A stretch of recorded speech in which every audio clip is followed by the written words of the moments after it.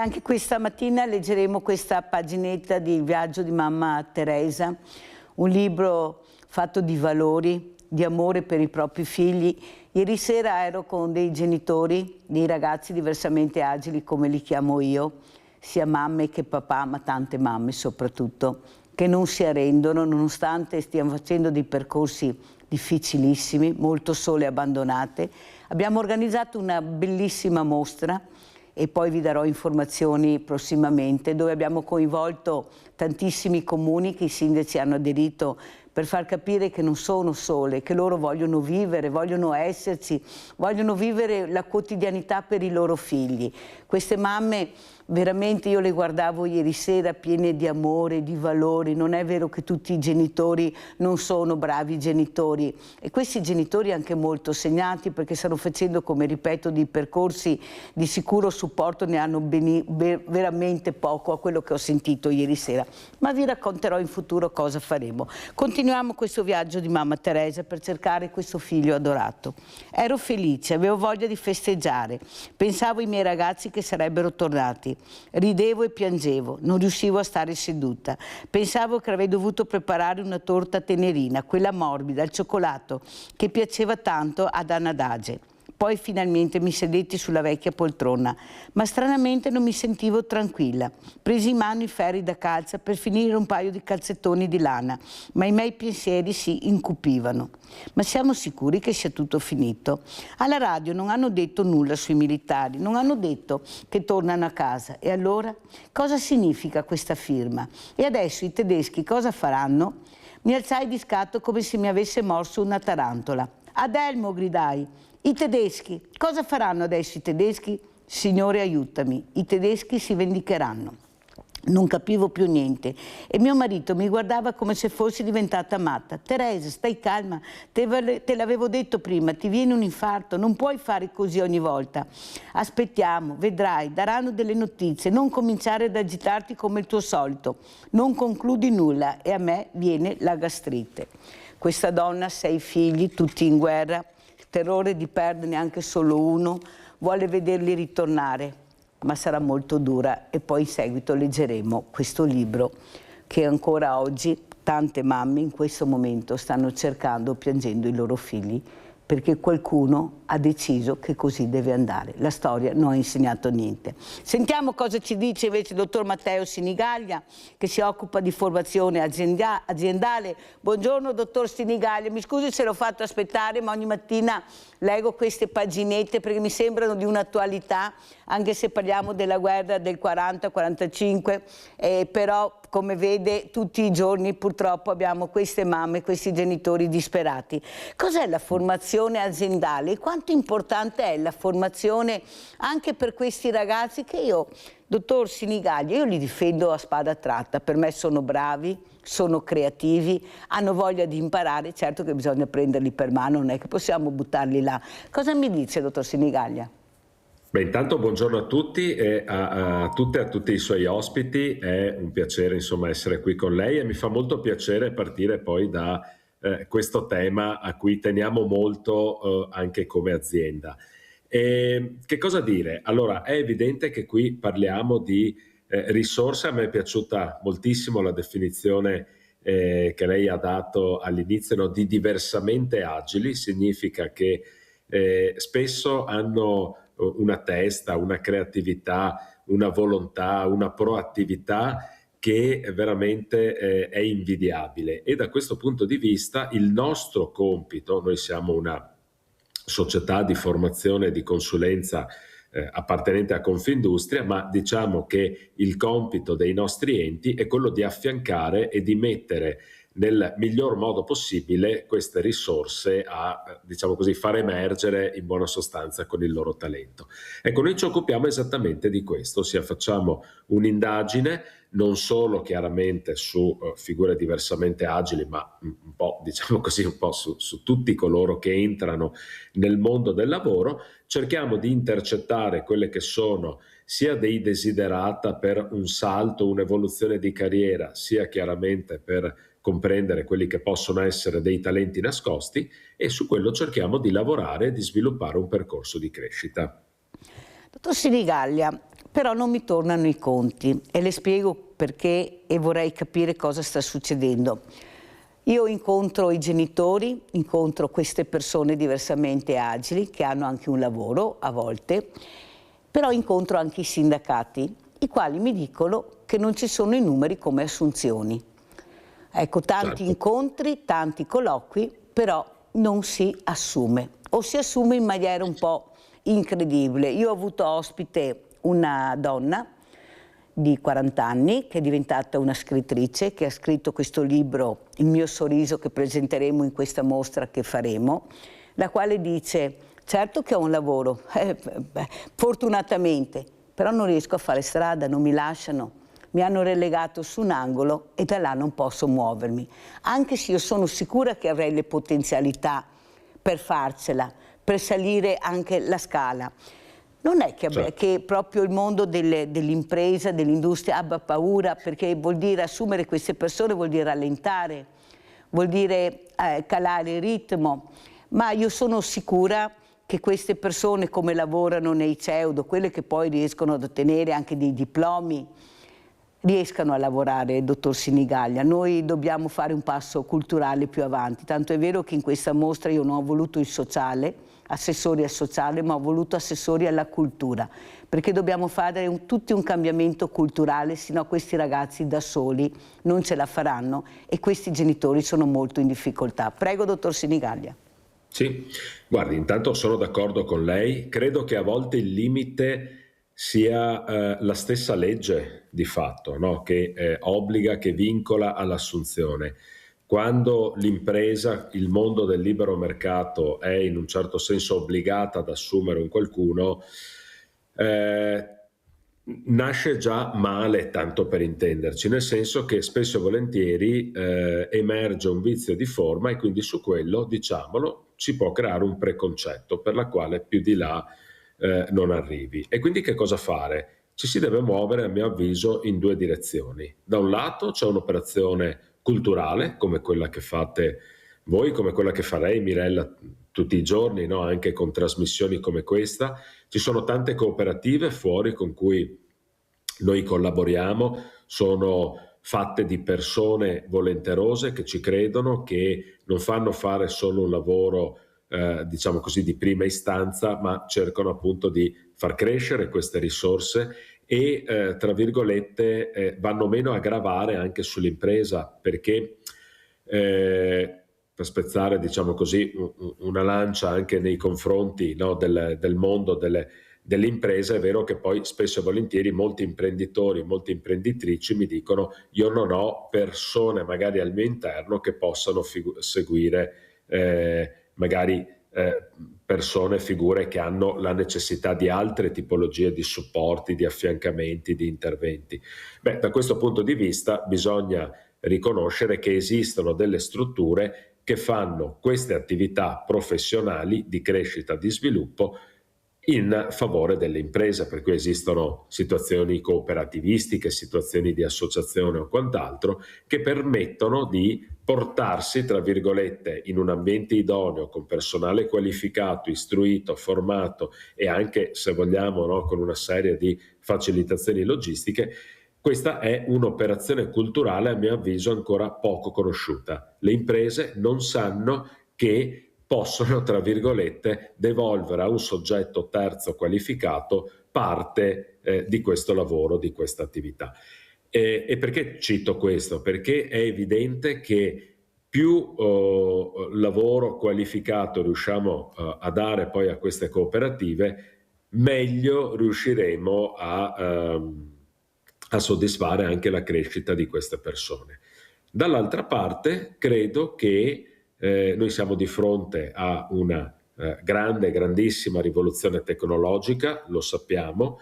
L'intelligenza artificiale, a mio avviso, è, se vogliamo, una situazione, no, io non sono né di quelli misfattisti né di quelli che dicono che l'intelligenza artificiale risolverà tutti i problemi, anzi credo ce ne risolverà, credo ce ne creerà parecchi, soprattutto per coloro, diciamo, che hanno una formazione magari, no, un po' di qualche anno fa, ma credo dall'altra parte che possa essere un bel trampolino di svolta per soggetti magari che hanno appunto delle agilità di tipo diverso. Perché dico questo?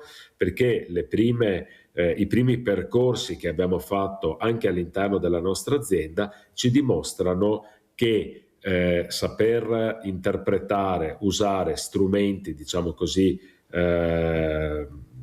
tecnologici, di informatica, tecnologie di tipo diverso, anche da coloro che hanno abilità diverse, questo evidentemente mette l'azienda in una situazione più competitiva. Sono attività che possono essere fatte da remoto, quindi anche da casa, anche da un ambiente, diciamo così, familiare, più consono magari a quella che è la capacità di mobilità logistica, se vogliamo, delle persone coinvolte, per cui in realtà non esiste chiaramente, come spesso succede, un'unica soluzione, ma a mio avviso ci sono queste due grandi direttrici. Un'operazione in primis culturale, successivamente dobbiamo dare uno sguardo a quello che avviene nel mondo, per cui il mondo sta prendendo una curvatura importante su questo set di nuove tecnologie, bene lì noi dobbiamo porci più attenzione che in altre situazioni, specie per queste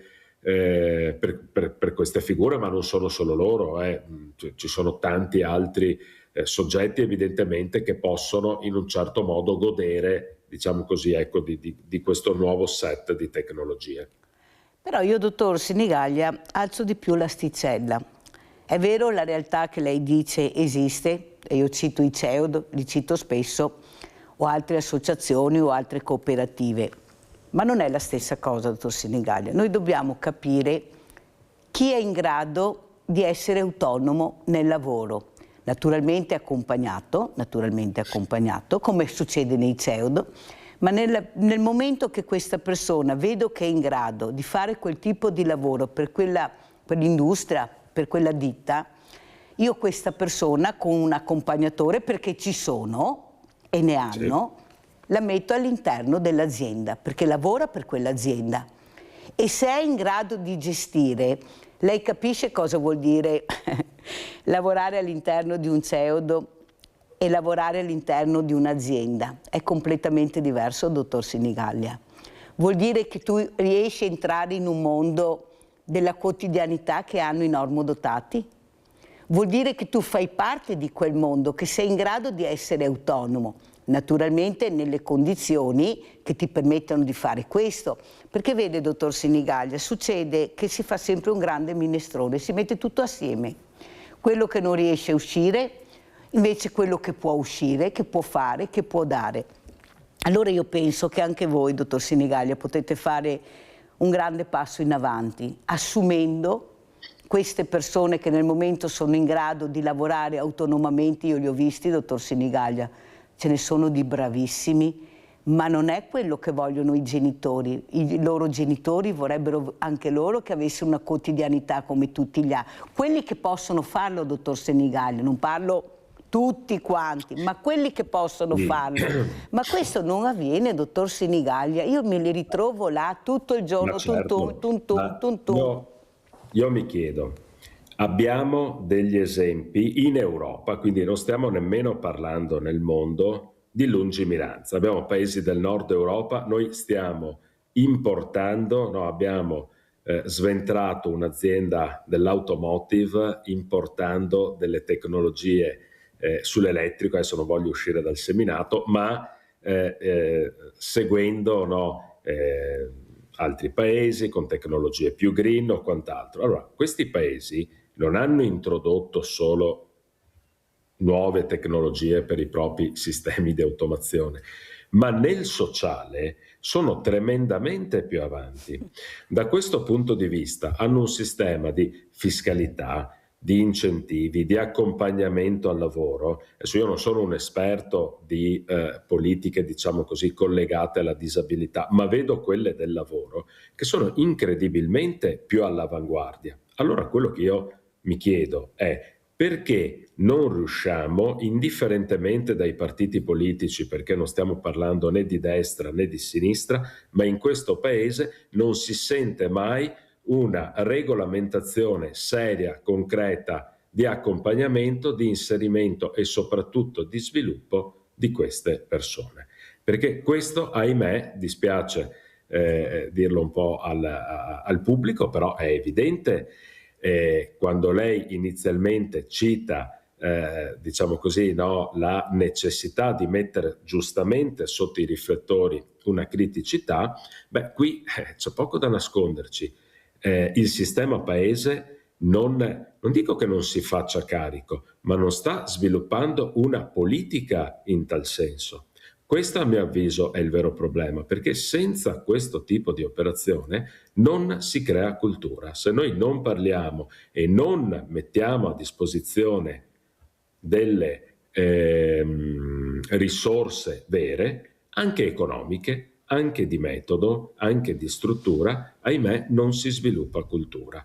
Quindi è un tema, diciamo così, più sistemico, però ripeto, basta andare oltre Alpe e abbiamo dei sani episodi, anche addirittura nei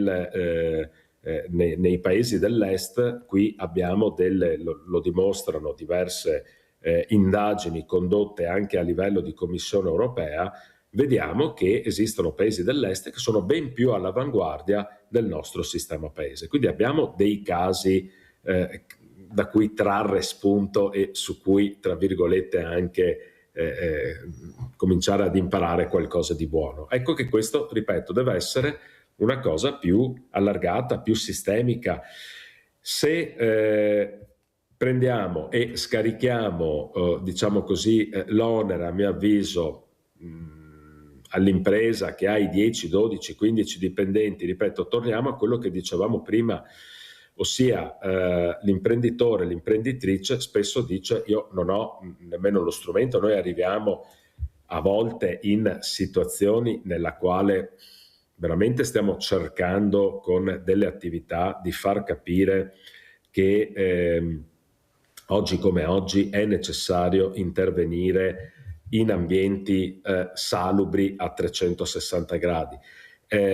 Qualche settimana fa ero a cena con un'imprenditrice e mi diceva in modo sconsolata che uno dei suoi più bravi manutentori, quindi parliamo diciamo così dell'officina di fabbrica, è andato via non per un miglioramento di stipendio o per non so, questioni logistiche, ma perché l'azienda più vicina aveva i bagni, gli spogliatoi ristrutturati, più accoglienti e quant'altro. Dico, beh, caspita, effettivamente è una situazione un po' particolare, ma dico, voi che situazione avete per far cambiare? Mi fa, no, il nostro è così dal 1970. Ragazzi, allora dico, dal 70 a oggi è passato un po' di acqua sotto i ponti.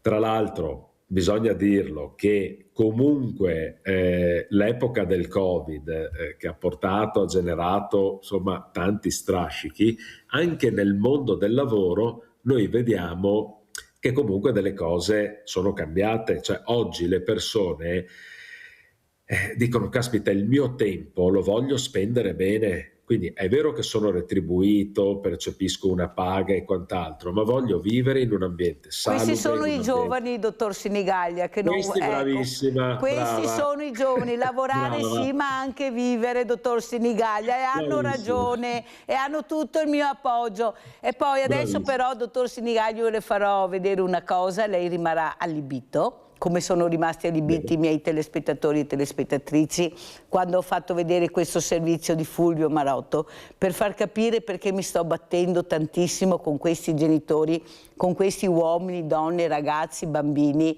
perché vivono una quotidianità, però dobbiamo fare squadra. Però prima sentiamo il nostro Rinaldo da Venezia. Ciao Mirella e ciao al tuo ospite. È il discorso del lavoro, Mirella.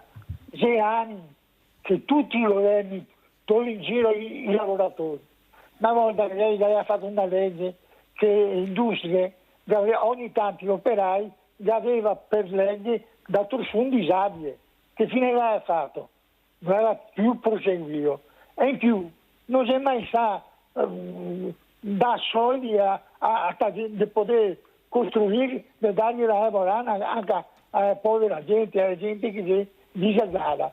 Purtroppo diciamo solo che belle parole, bei discorsi, dei cuori appassionati, ma di sostanza non diciamo niente. Ogni tanto tiriamo fuori il Covid, ma che sta a peste a Venezia 4 volte, milioni di persone sono morti. Andiamo ancora avanti col Covid. Vadiamo in avanti. Cosa c'entra il Covid? Io metto dappertutto. E è stata una disgrazia che abbiamo superato. Come il mondo, cosa che l'ha superato.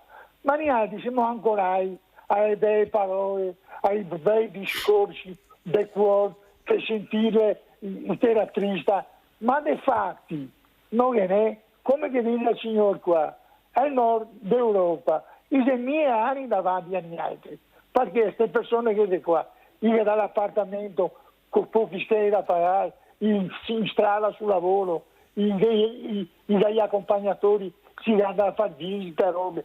Qua in Italia, se non ti dai stelle che c'è, non ti fa niente, neanche non ti te curi, le cose che voglio parlare.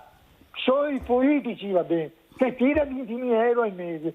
E ora, finché era poveri, il discorso, adesso ti dai il culo sul butiro, sei a posto. Grazie Rinaldo, fammi andare avanti, se no non ce la faccio, poi dobbiamo fare tante domande. Il dottor Sinigaglia, non è facile avere gli ospiti, e ringrazio perché sono veramente l'ala portante dell'Italia, sono queste aziende, poi sentiremo cosa ci racconterà anche per quanto riguarda l'energia, il gasolio, il carburante. Qui sta succedendo un disastro veramente, dottor Sinigaglia, non so se qualcuno si sta rendendo conto cosa sta succedendo, altro che storie. Però andiamo a vedere Fulvio Marotto, poi voglio sentire anche lei cosa mi dice.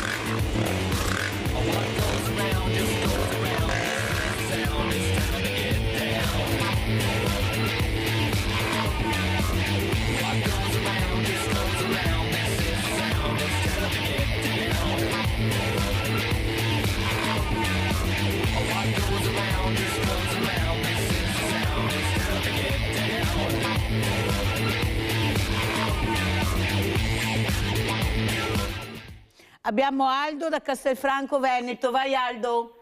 Sì, buongiorno. Niente, volevo chiedere all'imprenditore che per mantenere l'economia italiana, una piccola media, magari bisogna cercare di pubblicizzare di più in maniera marcata i prodotti made in Italy. Magari adesso col nuovo presidente di regione che è giovane potete trovare una formula semplice, immediata, facile da capire quale prodotto è fatto in Italia.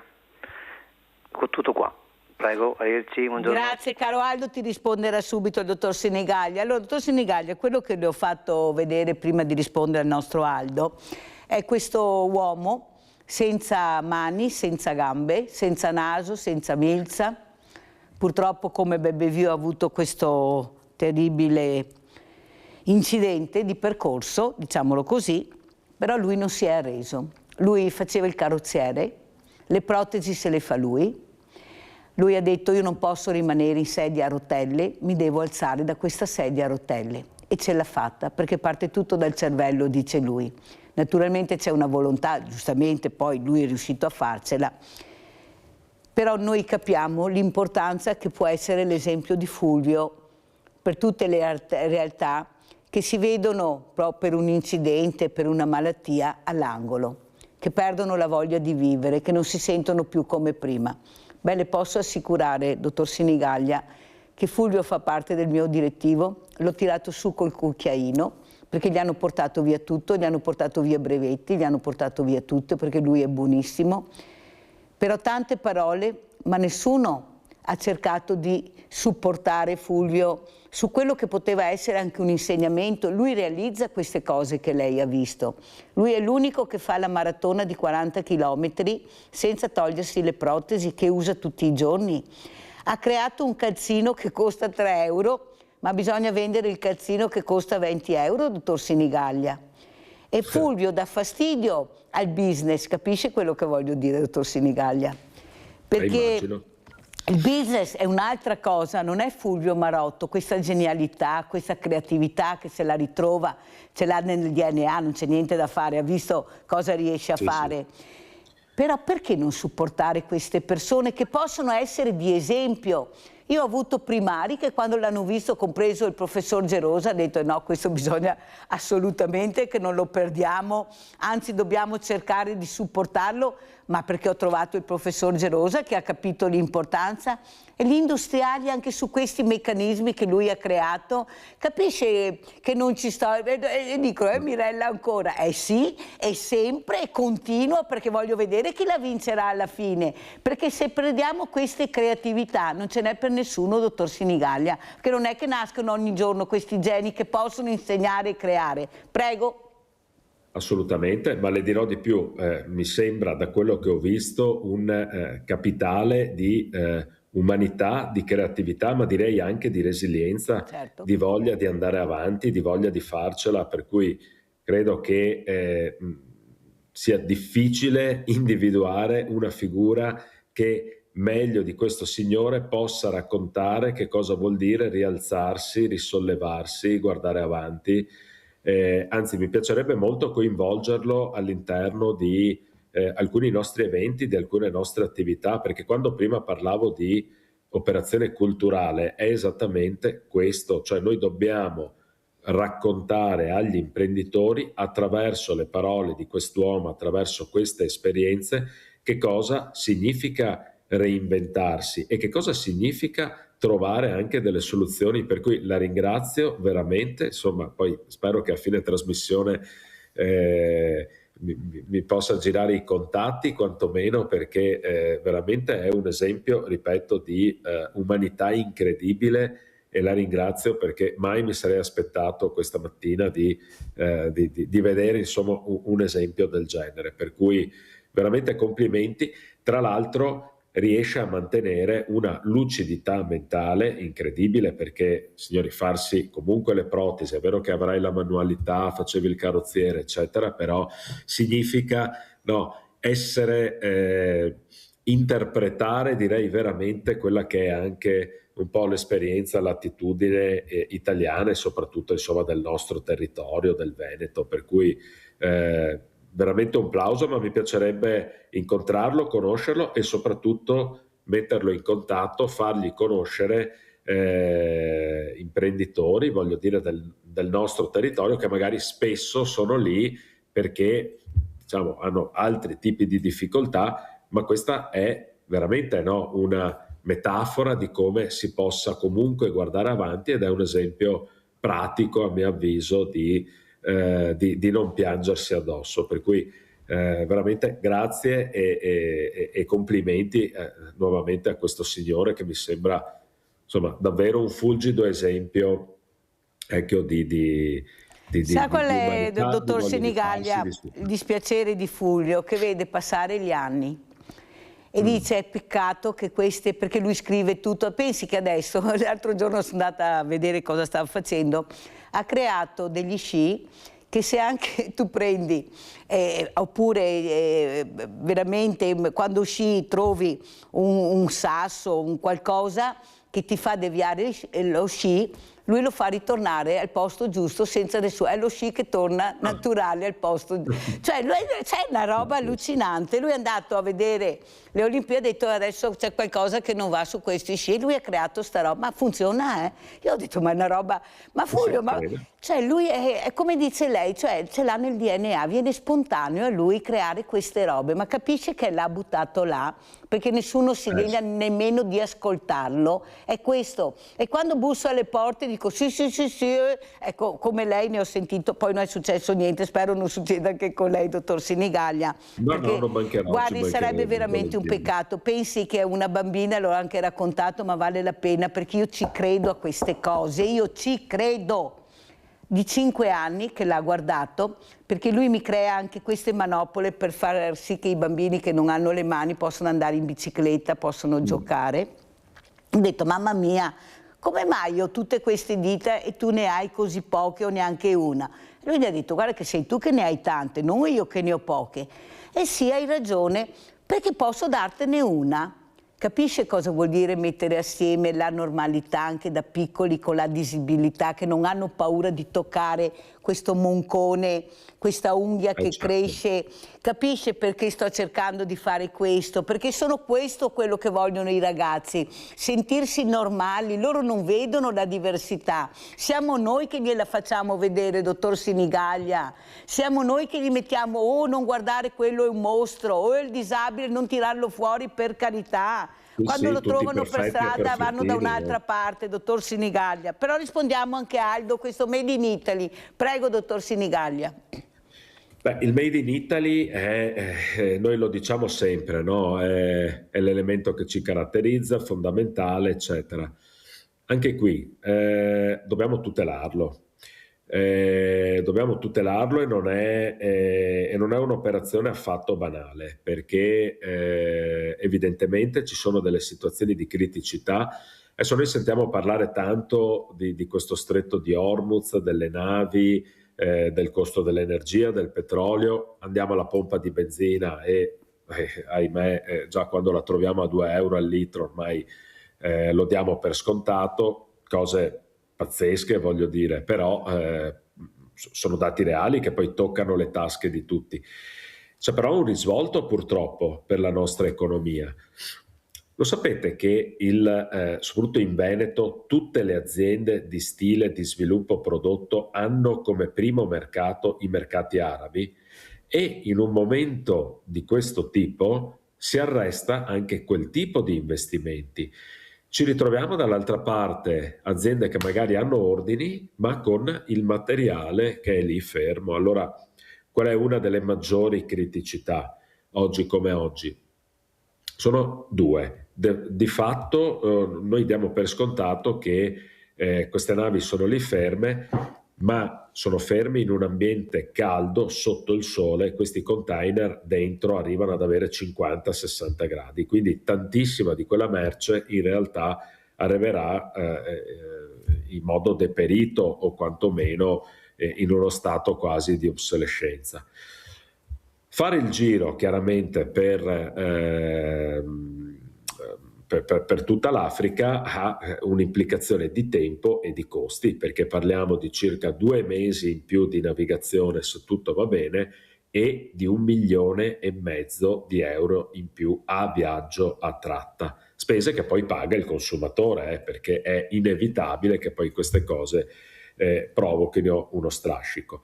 Quindi il tema qual è? Il tema è quello di innanzitutto riuscire ad avere una situazione geopolitica quanto più stabile possibile. Ecco perché noi abbiamo una doppia partita, che è quella dell'energia, che è quella della pompa di benzina, ma se permettete, per noi italiani è anche quella di difendere, di tutelare quello che ad oggi è uno dei nostri primi mercati di riferimento, specie dopo le contrazioni che ci sono state anche nel mercato statunitense.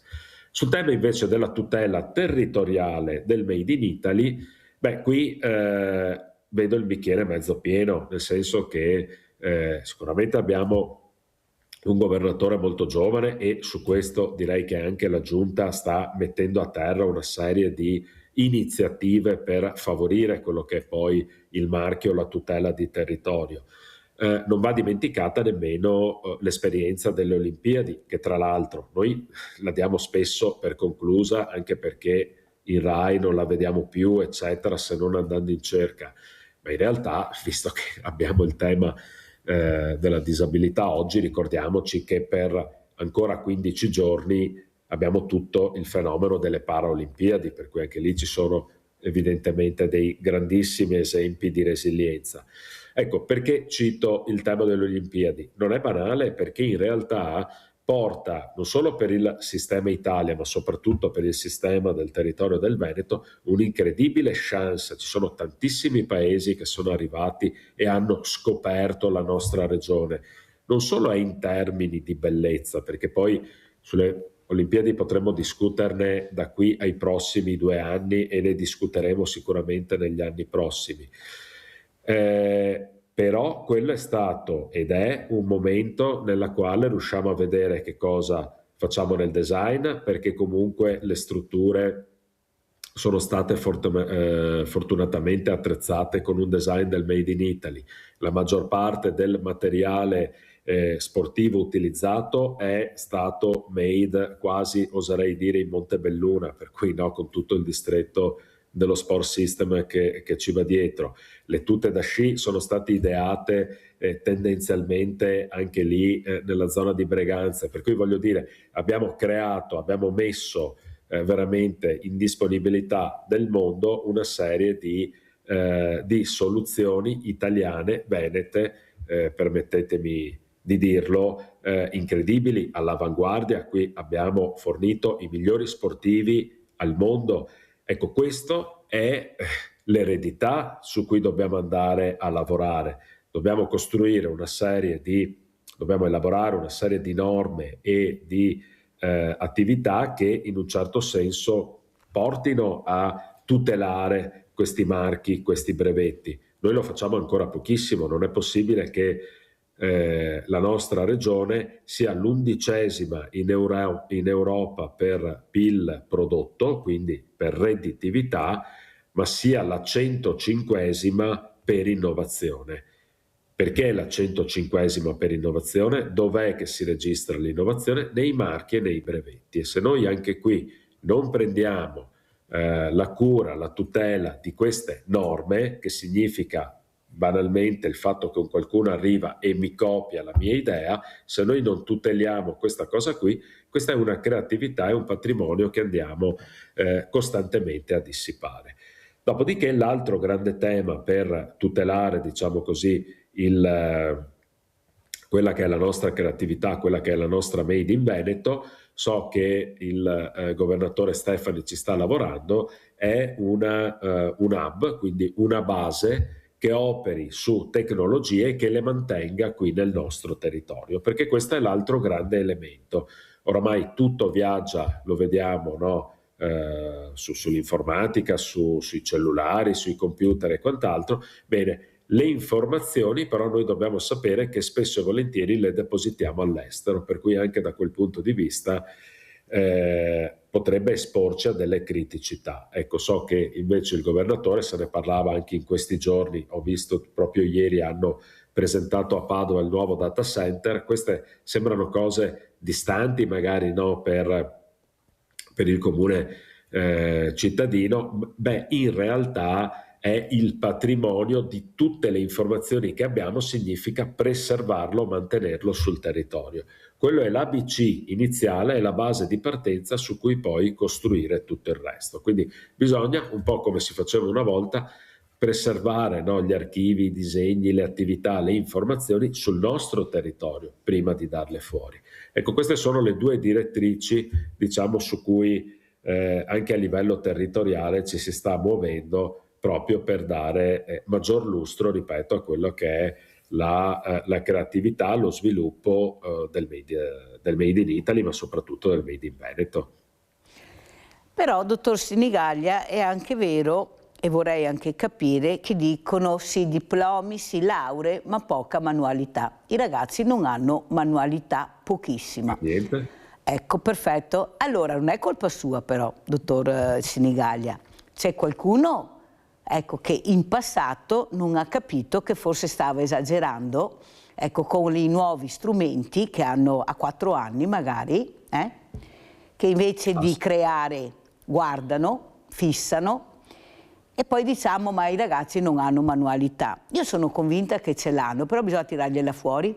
Io quando vado sono andata in diverse scuole, e loro lo sanno perché io racconto tutto quello che vedo e che faccio, ho trovato i laboratori diventati magazzini. Dicevo, come mai il laboratorio è un magazzino?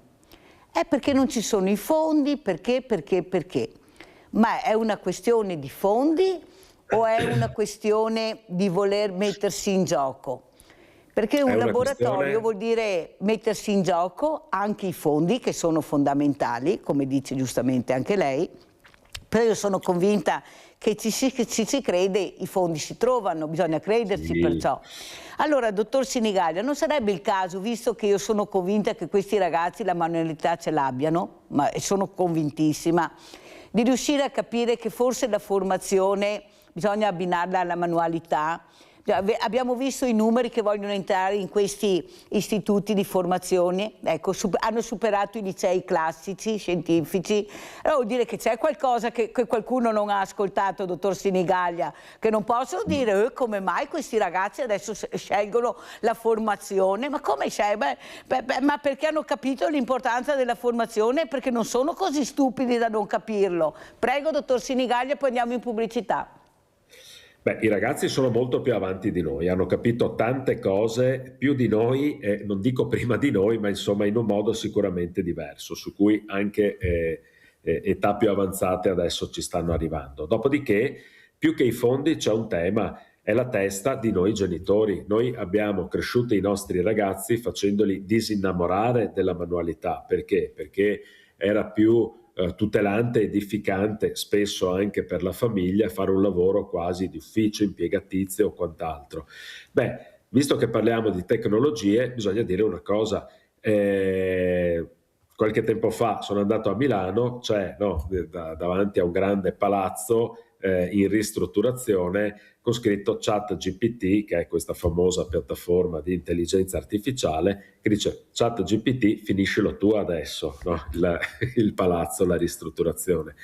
Che cosa voglio dire? È questo, noi siamo andati a formare, a costruire, a orientare i nostri ragazzi, ma non all'università, dalle elementari, perché quando facciamo la scuola senza libri e solo con i tablet, beh, già questo no, è un indicatore delle scelte che faremo fare ai nostri ragazzi un domani, perché queste sono attività che oggi esistono, ma che li portano inevitabilmente a un lavoro di scarsa manualità.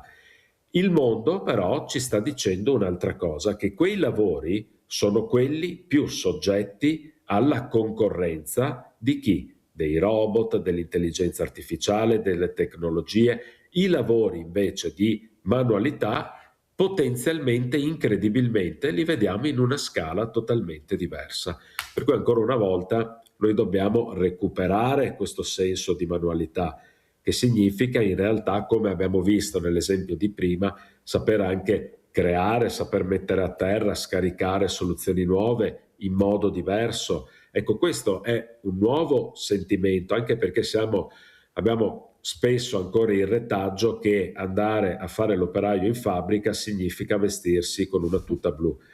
Ecco, io credo che oggi le aziende abbiano più camici e tute bianche che non tute blu, perché in realtà con l'ingresso dei robot e delle tecnologie, oggi anche l'operaio in fabbrica deve formarsi, perché comunque deve gestire dei computer. Quindi stiamo parlando di lavori nobili, stiamo parlando di lavori dove serve formazione e dove una volta che ti sei formato devi ripartire, perché devi comprendere che le competenze, ahimè, non si fermano. Quindi da questo punto di vista ci sono delle occasioni, ma dobbiamo essere bravi a riorientare i nostri ragazzi. Per cui io valuto estremamente positivo il fatto che quest'anno, dopo 15 o 20 anni, tutto il tema, tutto il sistema degli ISTS, degli istituti tecnici, ritorni ad essere preponderante rispetto a scuole dove magari si studia solo ed esclusivamente teoria. Attenzione, sono fondamentali, vanno bene, ma non possiamo avere la pretesa che tutti i nostri ragazzi vadano al liceo, tanto per intenderci, perché non siamo tutti da liceo, non sono tutti da liceo, io non l'ho fatto, ad esempio, il liceo, e quindi ecco, questo è un po' anche il senso culturale su cui dovremmo essere bravi a far capire che nella nuova realtà ci sono tanti lavori nobili che possono essere svolti in modo diverso e diciamo migliore rispetto al passato. Grazie, adesso andiamo in pubblicità.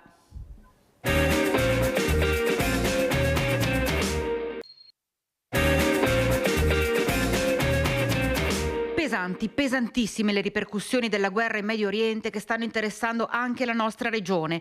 William Beozzo, presidente di Confapi Veneto, porta al nostro microfono tutta la sua preoccupazione, al di là di quello che è sotto gli occhi di tutti, con il carburante schizzato alle stelle e l'oro in forte impennata. Tenete conto che il 30% delle imprese venete esportano, quindi sono aziende energivore, quindi metalmeccaniche, chimiche, plastica, tutto questo che ne riguarda, e siamo veramente molto preoccupati. Quindi chiediamo un intervento rapido da parte del governo, di utilizzare dei mezzi già utilizzati per la guerra dell'Ucraina e quindi dare della sicurezza ai mercati, perché questa cosa potrebbe provocare dei rallentamenti importanti.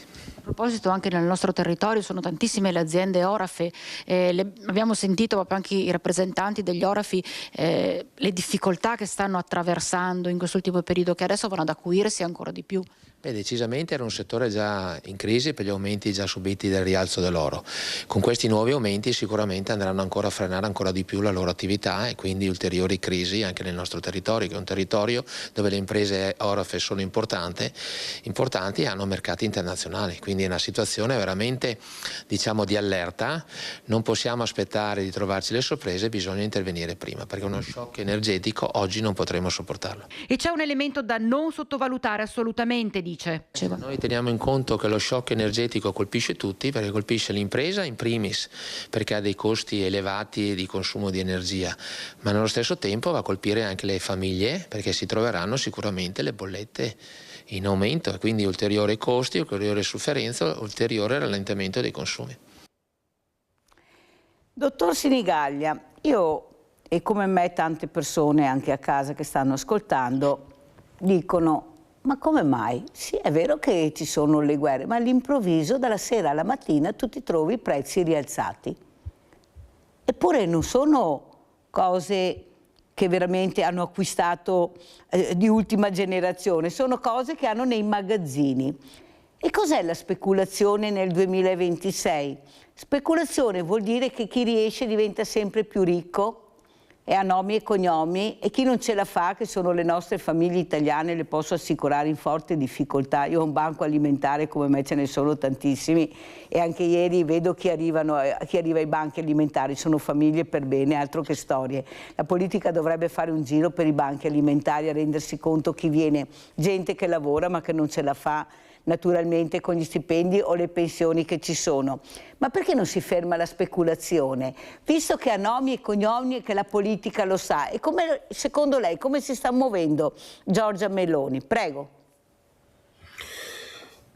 Allora, la speculazione a nomi e cognomi è assurdo, navi non ne partono, per cui banalmente il fatto che il giorno dopo si trovi la pompa di benzina rialzata di diversi decimi di centesimi, no? di euro, più che altro ci fa capire una cosa: quel petrolio era già stoccato evidentemente da mesi, no? nel nostro territorio, per cui è stato acquistato ad altre cifre. Io ho trovato interessante quella proposta che è stata presentata ieri proprio dal governo, nella quale dire: bene, tu vai a vendere, diciamo così, ad un prezzo differito, allargato, maggiorato rispetto a quella che è la media regionale, perché comunque esistono delle accise poi di regione in regione, bene, sai che su quello vai hai un IRPEF che ti va ad impattare maggiormente, cioè tradotto vai a pagare più tasse. Ecco, questa cosa la trovi interessante come disegno di legge. Io non so se troverà poi sfogo, se ne vedremo un provvedimento esecutivo. Io me lo auguro non tanto per i gestori della pompa di benzina, che secondo me sono gli ultimi poi alla fine, sono anche quelli, adesso non dico che ci rimettono, però no, di fatto anche loro a mio avviso la riacquistano a prezzi maggiorati. Mi auguro che però possa andare in porto un provvedimento di questo tipo, perché evidentemente comincerebbe a creare un trend, no? Una linea per la quale vai a speculare, bene, sai che ti tasso di più. Qual è la mia preoccupazione? Beh, credo che i soliti noti si faranno sentire nelle sedi opportune, per cui credo che qualche operazione di influenza da questo punto di vista la faranno. Però insomma, a mio avviso sarebbe un bel segnale per il sistema paese. Tra l'altro so che esistono una norma più o meno simile anche in Germania, tant'è che credo che il disegno di legge sia stato copiato proprio dalla Germania, e lì tutto sommato sta avendo un discreto successo, per cui ecco, io mi auguro che ci possano essere delle innovazioni anche da questo punto di vista, insomma. E speriamo che i tempi non siano biblici come al solito qui in Italia, perché abbiamo bisogno di accelerare, ecco, e non di frenare o di mettere paletti, perché è un momento veramente drammatico per tutti. Allora, visto che siamo partiti qui diversamente agili, andiamo a vedere anche questo servizio, andiamo a Belluno adesso, impresa e diversamente agili. Io la parola disabilità proprio non la sopporto, voi lo capite, perché cambio il nome. Andiamo a vedere, eccola. Una serata dedicata allo spirito paralimpico e alle sfide artistiche, pensata come invito alla comunità e al mondo dell'impresa. Arriva al momento giusto il Festival di Idee, Arte e Umanità voluto da Confindustria Belluno Dolomiti e da Fondazione Efesto per una società più giusta e inclusiva. Esiste l'innovazione nella vita, tutto quello che succede nelle nostre giornate, nelle nostre famiglie, deve partecipare allo stesso tipo di programma di formazione, di innovazione e di benessere. Nessuno è diverso, nessuno deve rimanere indietro. Sabato sera alle 18 il Teatro Comunale di Belluno ospiterà uno spettacolo di musica, teatro, danza e arte visiva.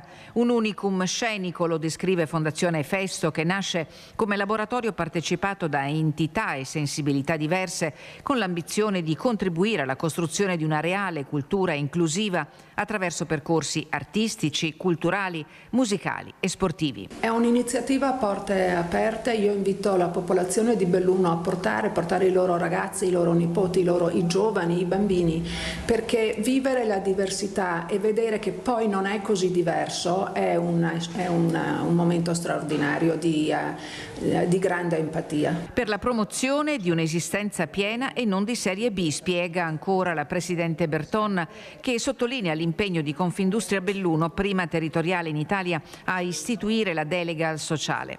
L'evento di sabato si colloca in prossimità della chiusura delle Paralimpiadi Milano-Cortina, che tanta gioia stanno donando ai colori azzurri. Grandi sorrisi e devo dire grandissima fatica, grandissimi sforzi da parte di questi atleti straordinari. Di fronte a questi atleti il cuore tocca ancora di più.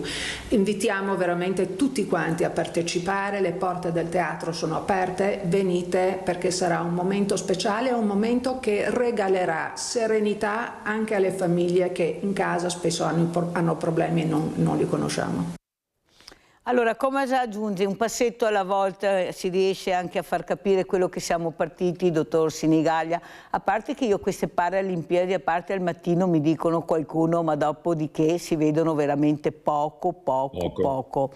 E questo è veramente scandaloso, lo dico io perché non è ammesso una cosa del genere. Non importa, però si va avanti. Dottor Sinigaglia, come commenta e come ci saluta?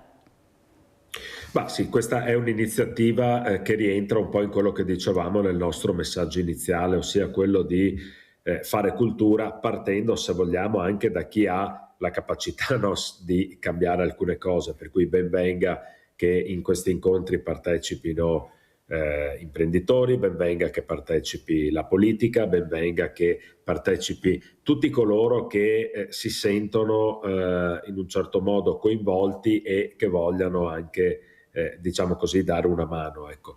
Il senso è che poi cercare di concretizzare, cioè di fare un qualcosa in concreto, per cui quando prima citavo il fatto di comprendere, come diceva la Presidente Berton, che un qualcuno non è diverso da qualcun altro, bene, significa poi riuscire a realizzare delle politiche per la quale ci possono essere degli inserimenti utili all'interno delle imprese, un po' come quello che abbiamo detto, no, nella prima parte della trasmissione, per cui devono esserci dei supporti, ma deve esserci anche un'operazione culturale, per cui ben venga un'iniziativa di questo tipo che ha messo insieme impresa da un lato e politica dall'altro, perché i due mondi necessariamente devono parlarsi. Sentivo anche l'ospite di prima, ripeto, le norme esistono, esiste tuttora la norma per la quale sopra i 30 dipendenti, 50 devi prendere, ma non è con quello che si vince questa sfida, anche perché per molte aziende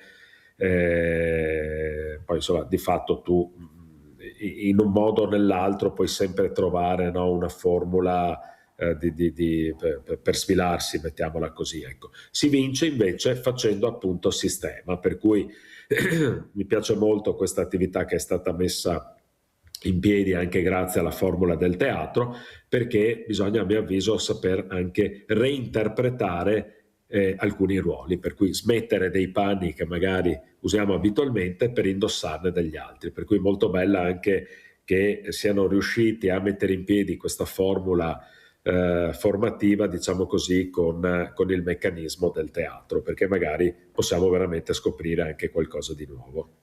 Come ci saluta dottor Sinigaglia, Matteo Sinigaglia, dirigente Forema, questa formazione aziendale molto importante, importantissima. Prego, dottor Sinigaglia.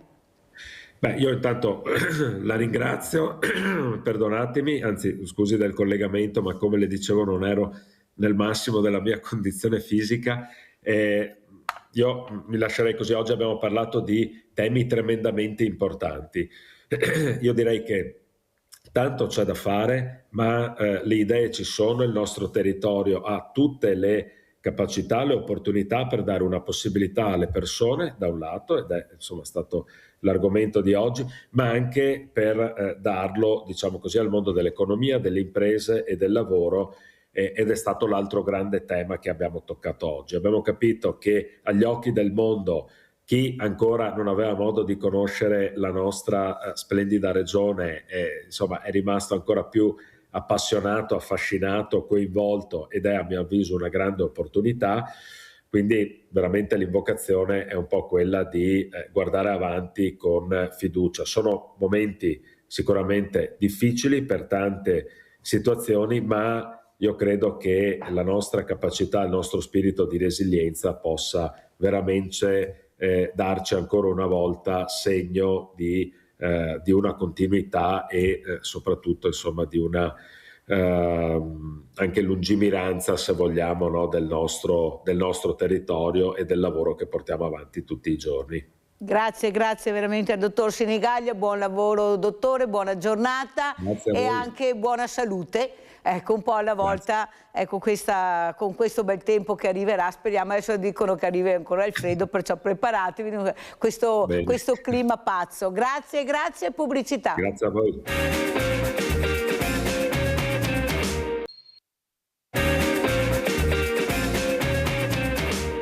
Un altro traguardo per l'azienda ospedaliera di Padova: è stato eseguito con successo il primo trapianto di fegato completamente robotico con organo protetto da macchina da perfusione durante l'impianto. La tecnica costituisce un unicum a livello mondiale quanto a tecnica di preparazione dell'organo espiantato e messo in macchina di perfusione e poi impiantato con chirurgia robotica. Con la nostra innovazione, che è prima al mondo, cioè l'utilizzo di una macchina da perfusione che preserva il fegato anche durante la cucitura, che richiede molti minuti, oltre un'ora, in cui il fegato rischia di soffrire e di non funzionare dopo l'intervento, con questa innovazione noi crediamo che questa sia davvero la strada per il futuro. Un'operazione difficile per i chirurghi, una sfida l'ha definita il professor Cillo, come montare l'Amerigo Vespucci all'interno di una bottiglia e farlo nei minimi particolari. Per i pazienti però molti i vantaggi. Il paziente ha meno dolore o non dolore, recupera subito le funzioni, le attività, la ripresa all'alimentazione, il decorso post-operatorio è più breve. Noi riteniamo che questo recupero rapido riduca anche il rischio di infezioni, che nel trapianto è così importante, sapete. Certamente non incidiamo sul rigetto né sulla disponibilità degli organi, ma il paziente ha una qualità di percorso post-operatorio fondamentale che oggi diventa chiave nelle nostre analisi. 2 le persone operate a Padova fino ad oggi, un 53enne culturista friulano e un 71enne di Padova che hanno brillantemente recuperato dall'intervento. A 71 anni non ci aspettavamo un recupero così veloce, 8 giorni di ricovero, 1 o 2 giorni in terapia intensiva e poi immediatamente la ripresa funzionale, l'alimentazione, la mobilizzazione, che sono fenomenali, molto importanti dopo l'intervento, e da quando è tornato a casa, mi raccontava il figlio, ha ripreso un'attività che non aveva neppure tanti anni fa, e quindi questa è la soddisfazione maggiore. Ora l'obiettivo è trapiantare più persone possibili. Grazie alla grande disponibilità di organi che stiamo avendo, la grande capacità con le macchine a perfusione di utilizzare tutto quello che ci viene offerto, e questo ci permette di... E ovviamente vorremmo, complice la disponibilità delle macchine, cioè del robot Da Vinci, espandere il numero di pazienti che vanno incontro a trapianto mini-invasivo. Allora io ringrazio e saluto il professor Emanuele Cozzi, direttore immunologia dei trapianti, azienda ospedaliera di Padova, di essere qui con noi. Saluto anche il professor Giampiero Avruscio, ecco, anche lui lo ringrazio, primario di questo centro veramente importante che abbiamo a Padova, questa università, ma partirei proprio dal professor Cozzi. Buongiorno professor Cozzi, che piacere rivederla. Abbiamo visto e sentito il professor Cillo che ha avuto ospite poco tempo fa, ho avuto anche il professor Gerosa, e qui a Sveglia Veneti vengono tutti, però mi piace questa voglia anche del professor Gerosa di cambiare, di girare la piramide, come ha detto. Ecco, e voi lo state aiutando in maniera incredibile, perché veramente siete delle eccellenze che tutti ci invidiano. Come vede la situazione dei trapianti? Certo ha fatto scalpore quel piccolo Domenico, e naturalmente un abbraccio a questa famiglia, a questa mamma, a questi genitori, ma soprattutto bisogna capire invece l'importanza del trapianto, bisogna iniziare a parlare, professor Cozzi, i ragazzi non donano, a 18 anni non donano, hanno paura, non so se arriva poca informazione, eppure nelle scuole si va, bisogna intrigarli, bisogna parlare, le famiglie a casa non parlano. Io ho avuto degli studenti, addirittura se c'è un telegiornale che fa vedere la guerra i genitori cambiano canale, perché i ragazzi non devono vedere certe cose, non devono parlare di trapianti, di donazione. Come vede la situazione, professor Cozzi? Intanto buongiorno a lei, dottoressa Tuzzato, e ai suoi telespettatori. Allora, certamente l'Italia dal punto di vista trapiantologico è sicuramente una delle nazioni più avanti, non solo in Europa ma nel mondo. Ecco, il problema, come lei giustamente ha ricordato ai suoi telespettatori, è che purtroppo in Italia c'è, come diciamo noi, una opposizione alla donazione che è molto elevata rispetto ad altri paesi. Noi abbiamo in questo momento in Italia circa il 30% dei familiari o degli amici della persona che è oramai in morte cerebrale, che quindi è destinata a essere staccata dalle macchine della terapia intensiva e purtroppo è una persona morta cerebralmente. Purtroppo nel 30% dei casi, dicevamo, le famiglie si oppongono alla donazione, e questo è un vero problema, perché noi abbiamo in questo momento in Italia più di 8.000 persone che sono in attesa di un organo, e molte di queste persone purtroppo non avranno un'aspettanza di vita sufficiente a ricevere finalmente un organo. Allora, sentiamo anche cosa ne pensa il professor Giampiero Avruscio, lui si occupa di angiologia. Ecco, questo sveglia Veneti, dobbiamo svegliarci, professor Avruscio, non possiamo più dormire, ecco, perché non è possibile che questi ragazzi a 18 anni non sappiano veramente l'importanza della donazione, ma c'è la paura, questi ragazzi che non hanno paura di niente, però di fronte a questa firma anche no. Ecco, secondo lei, professor Avruscio, cosa si può fare per intrigarli di più? Perché io sono convinta che solo col dialogo e la cultura riusciremo ad arrivare a questo.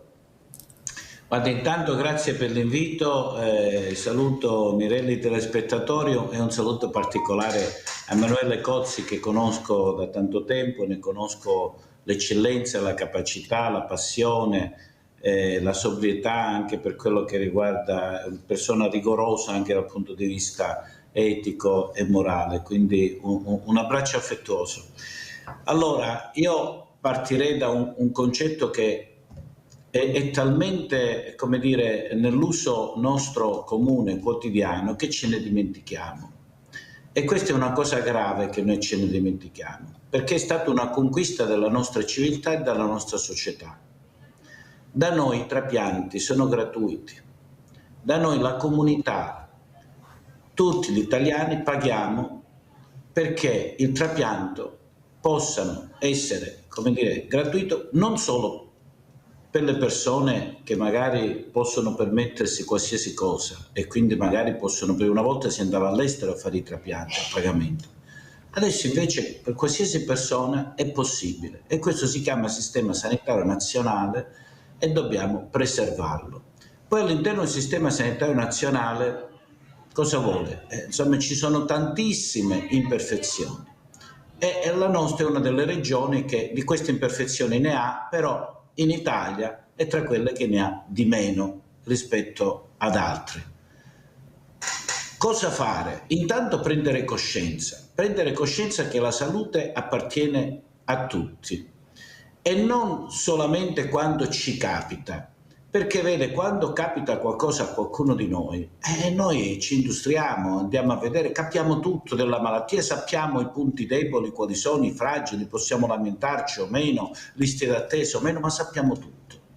Quando invece questa cosa non ci riguarda, dice: ma io sto bene, cosa mi interessa a me questa problematica? Attenzione, perché è vero, oggi può non succedere nulla a te, però domani può succedere a te, a tua mamma, a tuo papà, a tuo figlio, a un tuo parente, a un amico. E allora è chiaro che deve esserci una coscienza più diffusa per conoscere e per sapere cos'è questo sistema sanitario nazionale. E quindi quello che succede a un altro non è che dobbiamo farci da parte, tanto non succede a me, e quindi chiuderci nel nostro egoismo, ma è questo senso di comunità, perché come abbiamo i trapianti gratuiti per tutti, ed è una grossa conquista, e questo deve esserci una coscienza anche di comunità, perché potrebbe succedere anche a noi. Quindi quello che succede a un altro, noi dobbiamo prenderlo come qualcosa che sta succedendo anche a noi, è così che si costruisce la comunità. Quindi il nostro atteggiamento dai vertici a quello che come dire, sono le nostre conoscenze nel nostro piccolo deve essere improntato in questo. E questo succede nelle piccole cose come nelle grandi, non possiamo sempre girarci dall'altra parte, quindi ci vuole più cultura, più formazione, ma soprattutto più civiltà, il fatto di uscire da questo egoismo in cui i ragazzi, i genitori, le scuole, tanto spesso insomma noi ci rivolgiamo, per cui cosa vuole? È vero, abbiamo una rivoluzione nei valori, perché io parto da questo, i valori che ha una società, e sono valori che noi abbiamo conquistato con tanta fatica, con tanto sacrificio, e che però se si cambia la prospettiva, nel senso, se a me interessano i soldi, se a me interessa apparire, se a me interessa altre cose che insomma per carità possono essere importanti alla vita di una persona ma non essenziali, è chiaro che poi dopo questo si riverbera su tutto, e quindi noi abbiamo delle eccellenze, persone che hanno sacrificato una vita come il professor Cozzi che avete ospite oggi, grandi chirurghi eccellenti, però poi alla fine che cosa manca? Manca quell'atto di altruismo. Guardi, io ho conosciuto una famiglia, lei pensi, c'era una persona che doveva essere trapiantata di rene con 7 sorelle. Nessuna di queste sorelle era disponibile a dare un rene per ovvie, cioè per tantissime ragioni. Adesso non voglio colpevolizzare nessuno, non voglio dire che magari perché sono scelte chiaramente personali, però la donazione, quando si sa che anche con un rene tu, insomma, tutta la vita hai un figlio, hai una sorella, hai un fratello, e poi dopo però ti trovi in queste condizioni, vuol dire che forse siamo molto indietro, perché poi tutte queste cose si perdono perché manca questo atto spontaneo che si chiama donazione. Molto chiaro, professor Avruccio, la ringrazio. Tornerei dal professore Emanuele Cozzi, oltre a commentare quello che ha detto il professor Avruccio. Ecco, si parla molto di robotica, di AI, intelligenza artificiale, sono tutte cose che intrigano i ragazzi, questi ragazzi che forse io penso che non sia il luogo giusto per donare quando vai al comune e ti chiedono di fare questa donazione. Secondo me è proprio sbagliato, non è quello il luogo, e il luogo dovrebbe essere un luogo dove a questo ragazzo viene spiegato da chi di dovere, e ne abbiamo di professionisti, l'importanza della donazione. Come mai io cito quel caso dell'AIL che ha detto: sai Mirella, sono venuti 20 ragazzi all'interno dell'ospedale a farci visita e abbiamo avuto 20 donatori. Ma come? Prima non venivano, non li avevamo, sono venuti all'interno, hanno visto, hanno capito, sono diventati donatori. Ecco, il ruolo dell'ospedale, quello che dice anche il professor Gerosa, non è fatto solo di mattoni l'ospedale, è fatto di figure di eccellenze come siete voi, professor Cozzi. Questi ragazzi hanno bisogno di vedervi, siete voi che potete dare l'intrigo a questi ragazzi. Prego. Sì, no, lei ha perfettamente ragione, però il problema il problema dei ragazzi è fondamentale, perché ovviamente mentre crescano, mentre si educano sotto tanti punti di vista, è anche molto importante educarli sotto l'aspetto appunto della cultura del trapianto, su questo non c'è dubbio, però e ci stiamo dando da fare, non è facile ricevere ragazzi ovviamente in ospedale, mentre quello che alcuni di noi fanno è vanno nelle scuole e sicuramente dedicano del loro tempo per cercare un po' di spiegare cosa c'è dietro al trapianto. Io quello che volevo spiegare è che in realtà molte delle opposizioni non sono quelle che vengono registrate nei comuni nel momento in cui uno rinnova la carta d'identità, ma molte delle opposizioni avvengono purtroppo proprio nel momento in cui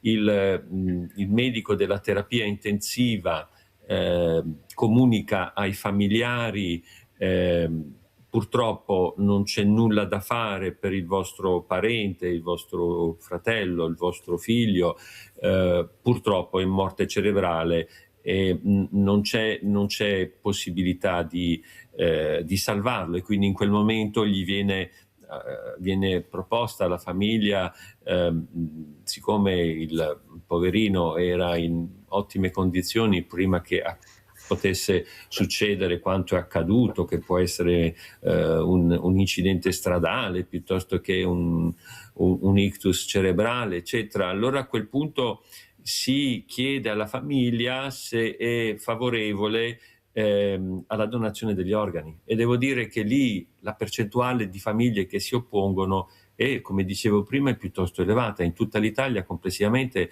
è il 30% la percentuale di opposizione alla donazione, tra carte d'identità e appunto ospedali. Non solo, questo trend è in leggero, ma è in aumento negli ultimi 2 anni, quindi sicuramente c'è da fare a livello delle scuole e stiamo cercando di darci da fare, ma non abbastanza, lo ammetto, però è un problema che manca anche nelle persone grandi, adulte, che non riescono a realizzare, come diceva il professor Avruscio pochi minuti fa, e che oggi tu fai una donazione gratuita senza nessuna pressione a una persona, il destinatario non lo conosci, perché ovviamente queste operazioni avvengono in condizioni di non viene dato insomma il nominativo, è tutto anonimo, e io posso capire che è un dono il cui destinatario non ti è noto, e come diceva il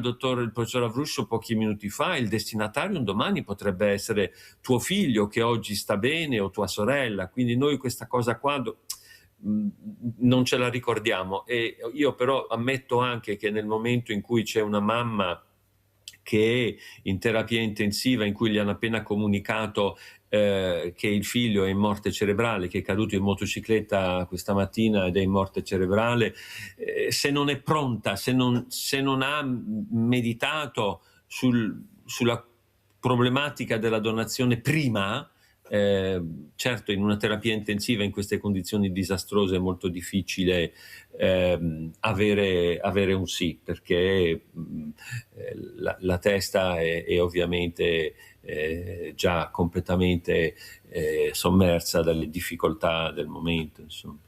Abbiamo Livio da Padova, vai Livio. Ciao Mirella, saluto il professor Avruscio e il professor Cozzi.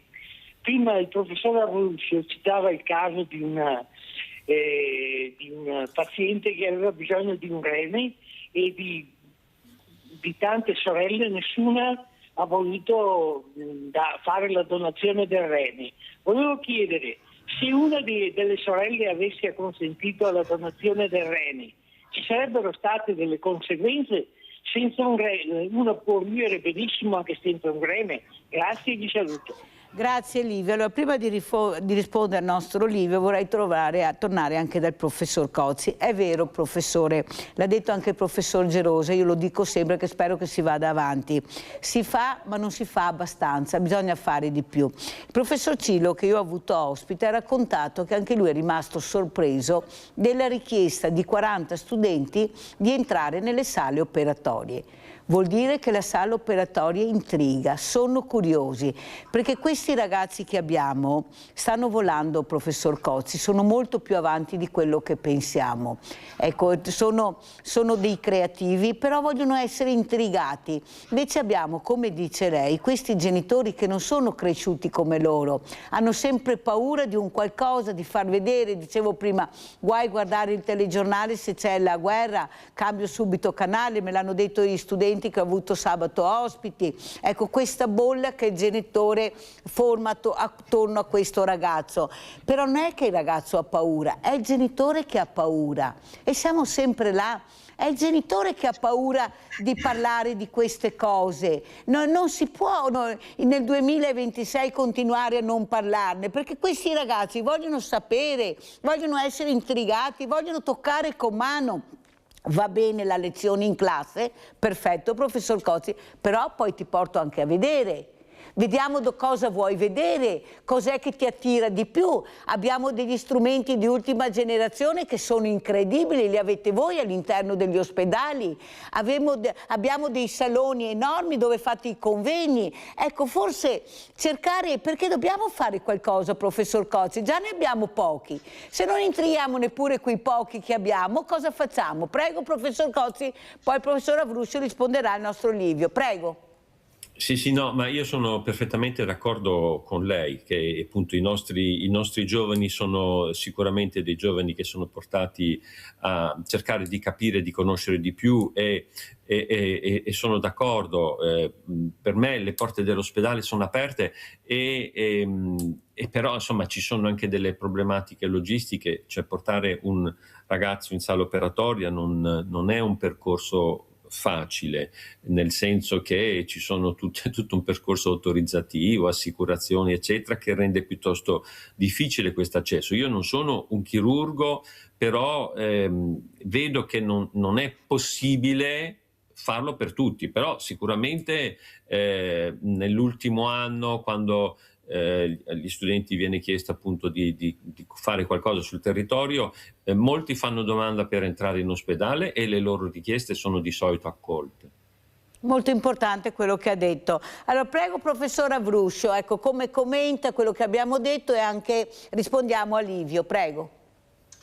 Beh, intanto si può vivere una vita assolutamente normale, una qualità di vita normale appunto in piena salute con un solo rene che poi si ipertrofizza, insomma si chiama ipertrofia compensatoria, quindi filtra normalmente, per cui non ci sono assolutamente problemi. Certo, ci devono essere dei controlli periodici, però insomma con un solo rene, ecco perché si può togliere un rene e trapiantarlo, perché un medico non fa una cosa per provocare un danno, non è che per salvare una vita uno insomma fa del male al donatore, no? No, ecco, quindi diciamo che deve esserci il benessere dell'uno e il benessere dell'altro, altrimenti nessun medico metterebbe mano a una situazione del genere, per cui insomma si può vivere assolutamente una vita assolutamente normale. Poi per quello che riguarda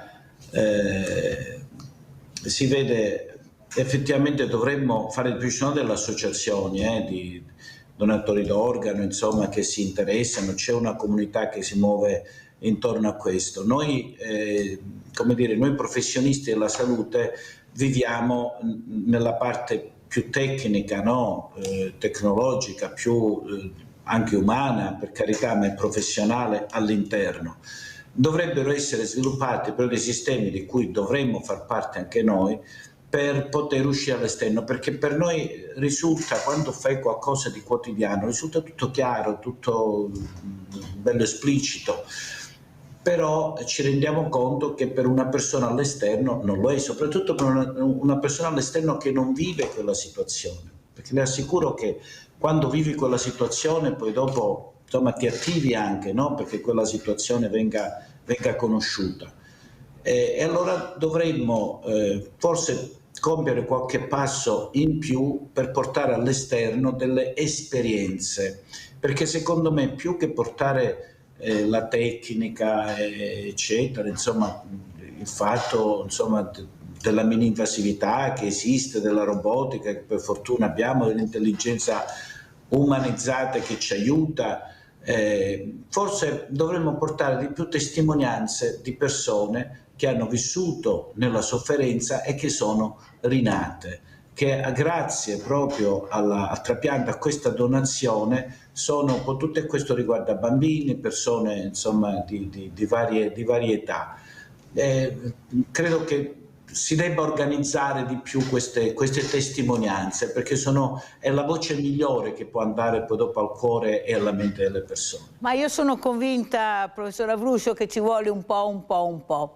Ecco, è come la pasta o il minestrone, ci vuole un po', allora viene buono il tutto e intrighiamo il tutto. Andiamo a sentire proprio cosa dice il professor Cillo, proprio in merito delle sale operatorie dei ragazzi, e poi andiamo dal professor Cozzi. Secondo lei come coinvolgere i giovani? Perché il futuro è nelle loro mani, non c'è niente da fare, noi dobbiamo capire. Io col professor Gerosa che ho avuto ospite, professor Cillo che ringrazio anche, quando gli ho detto dobbiamo farli entrare più negli ospedali, non so se gliel'ho detto anche a lei quella volta che è venuto, aprire di più gli ospedali, farli entrare, capire che il profumo dell'ospedale è un altro profumo, non è il profumo della strada, coinvolgerti, ci sono mille cose, dall'intelligenza artificiale nella maniera corretta, con l'etica, alle strumentalizzazione, a tutto quello che può coinvolgere. E se qualcuno, professor Gerosa, le dice Mirella, si fa già, dica che ho detto io, si fa ancora poco. Io spero che questa piramide venga capovolta e che riusciamo a intrigare i giovani con delle cose importanti, anche il loro futuro. Prego, professor Cillo. Guardi, a proposito dei giovani, si ricorda che dovevamo fare quella cosa con i ragazzi. Beh, io ho avuto modo di incontrare i ragazzi del liceo Nievo e del Fermi qui di Padova. È stato straordinario che alla fine di questi incontri in 40 mi abbiano chiesto di venire in sala operatoria. C'è stato un rebound di interesse alla chirurgia che sembrava che noi pensavamo fosse perso. Quindi è ancora una volta un problema nostro di metterci in contatto con i ragazzi e fargli capire qual è la vera realtà, altrimenti la realtà è quella del telefonino, quella dei media, che purtroppo vogliono soltanto colpire alla pancia per fare un pochettino più di audience, un pochettino più di tiratura. Allora, professor Cozzi, dopo aver sentito il professor Ciglio, vorrei anche questa mattina far capire cos'è l'immunologia dei trapianti, perché noi abbiamo i centenari che sono ancora, che vogliono vivere, che vogliono capire. Ecco, spieghiamo cosa vuol dire immunologia del trapianto. Prego, professor Cozzi. Sì, ma direi che per immunologia noi intendiamo l'osservazione che quando uno entra in contatto con un organo che non è il proprio, e abbiamo sentito per esempio anche una donazione tra fratelli, e un trapianto tra soggetti che non sono identici, e quindi il sistema immunitario vede una cosa che non appare come una cosa propria del soggetto stesso e dice questo potrebbe, non dice il sistema immunitario questo è un trapianto, dice questo potrebbe essere un virus, questo potrebbe essere un'infezione, quindi l'organo che non è proprio non viene riconosciuto come una cosa buona e quindi il sistema immunitario lo attacca e abbiamo il cosiddetto rigetto dell'organo.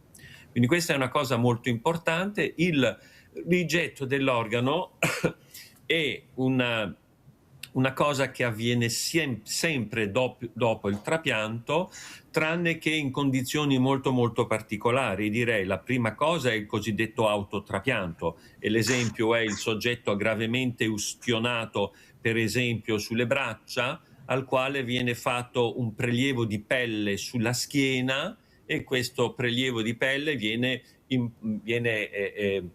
trapiantato sulle braccia del ricevente. Questo è un trapianto nell'ambito dello stesso soggetto, la pelle è la pelle propria, non c'è nessuna forma di rigetto. Ben diverso invece è una situazione in cui io faccio un trapianto anche di pelle eventualmente, ma di solito di organo, tra soggetti che sono diversi.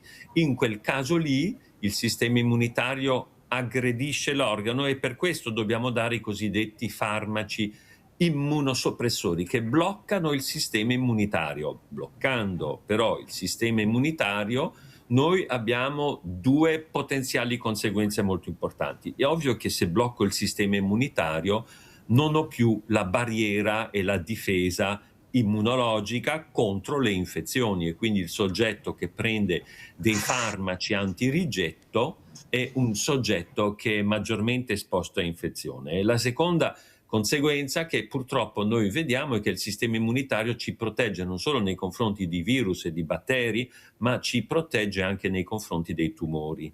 E quindi i soggetti trapiantati che hanno per forza accesso al farmaco antirigetto che blocca la risposta immunitaria, queste conseguenze maggiori e più gravi sono aumentato rischio di infezioni e purtroppo aumentato rischio anche di tumori. Professor Cozzi, noi abbiamo sentito il caso di Crash Montanà, tanti ragazzi con delle cure che andranno avanti per anni, questi trapianti che dovremmo subire. Però abbiamo sentito anche una cosa che sentiamo poco, l'eccellenza del nostro paese. Dalla Svizzera sono stati portati qui da noi perché abbiamo delle eccellenze che possono curarli veramente bene, cosa che non è andata per alcuni di loro non bene in Svizzera, perciò capite che bisogna anche capire come mai sappiamo così poco delle eccellenze che abbiamo nel territorio, professor Cozzi. Non c'è questa informazione. Io delle volte con gli ospiti dico, chi è che sapeva questa cosa? Non la conoscevamo. Ecco, non è che ci voglia anche un'informazione all'interno degli ospedali, perché io ho conosciuto un grande, ma veramente un grande medico, ne ho conosciuto parecchi, dire la verità, ma uno in particolare che mi ha detto, non dico il nome, ma a parte che poveretto non c'è più, mi dice sempre, ricordati Mirella, quando stai male devi andare sempre dal migliore. Ricordati le mie parole. Sì, ho capito io, ma come faccio a sapere dov'è il migliore, specialmente sto pensando a quella popolazione diversamente giovane che però, come ha detto la Presidente dell'AIDO, non c'è età per donare, ma non lo sanno, tanto è vero che ho chiesto perché non andiamo nell'RSA a spiegare, perché quando parlo con questi nonnini che io adoro, dico: nonna, ma tu cosa vorresti? Cosa vuoi? No, ma tanto si arrangiano i miei figli perché io non so niente. Non è che dice non voglio donare, professor Cozzi, dice non so niente. E abbiamo ottantenni, novantenni, centenari che vogliono vivere, anzi sono anche, secondo me, molto disposti anche ad aiutare il sociale, però non lo sanno, professor Cozzi. Ecco, vengono tenuti all'oscuro. No, non va bene, io sono convinta. Allora i ragazzi li teniamo all'oscuro, i diversamente giovani li teniamo all'oscuro e noi abbiamo bisogno di organi e di donatori. Prego, professor Cozzi.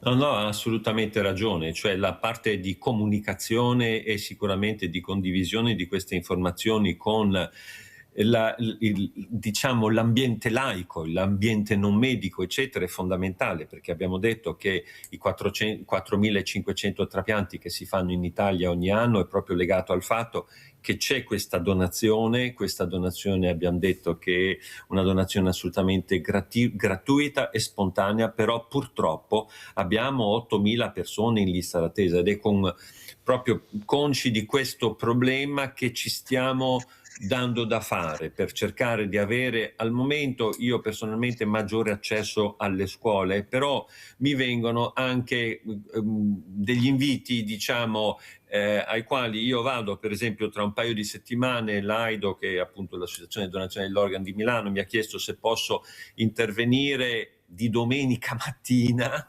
in presenza a un incontro che loro organizzano a Milano proprio per il pubblico laico, eccetera, ed è una cosa che io e molti altri colleghi facciamo molto molto volentieri. Cioè sicuramente la volontà da parte nostra di cercare di far capire bene cosa c'è dietro la donazione, come diceva molto bene prima il dottor Avruscio, cioè non basta dire io oggi non ho bisogno, nessuno dei miei ha bisogno di un trapianto e quindi non mi interessa. Non è proprio così. Cioè oggi tu potresti essere diciamo autorizzare il prelievo di organi da parte di persone che purtroppo sono venute a mancare e un domani però questa fortuna e questo privilegio che deriva da questa donazione potrebbe proprio avere per destinatario o te stesso o un tuo parente caro. Sono d'accordissimo.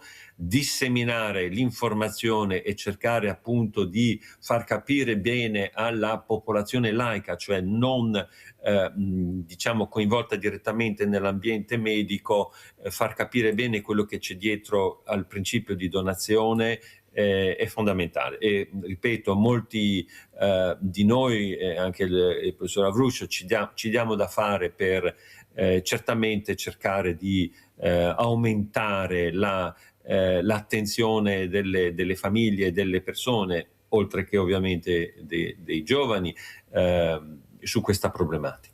Professor Cozzi, quanto aiuterà l'intelligenza artificiale, però sempre abbinata alla parola etica, perché alla fine è l'uomo che manovra il tutto, sono le mani dell'uomo.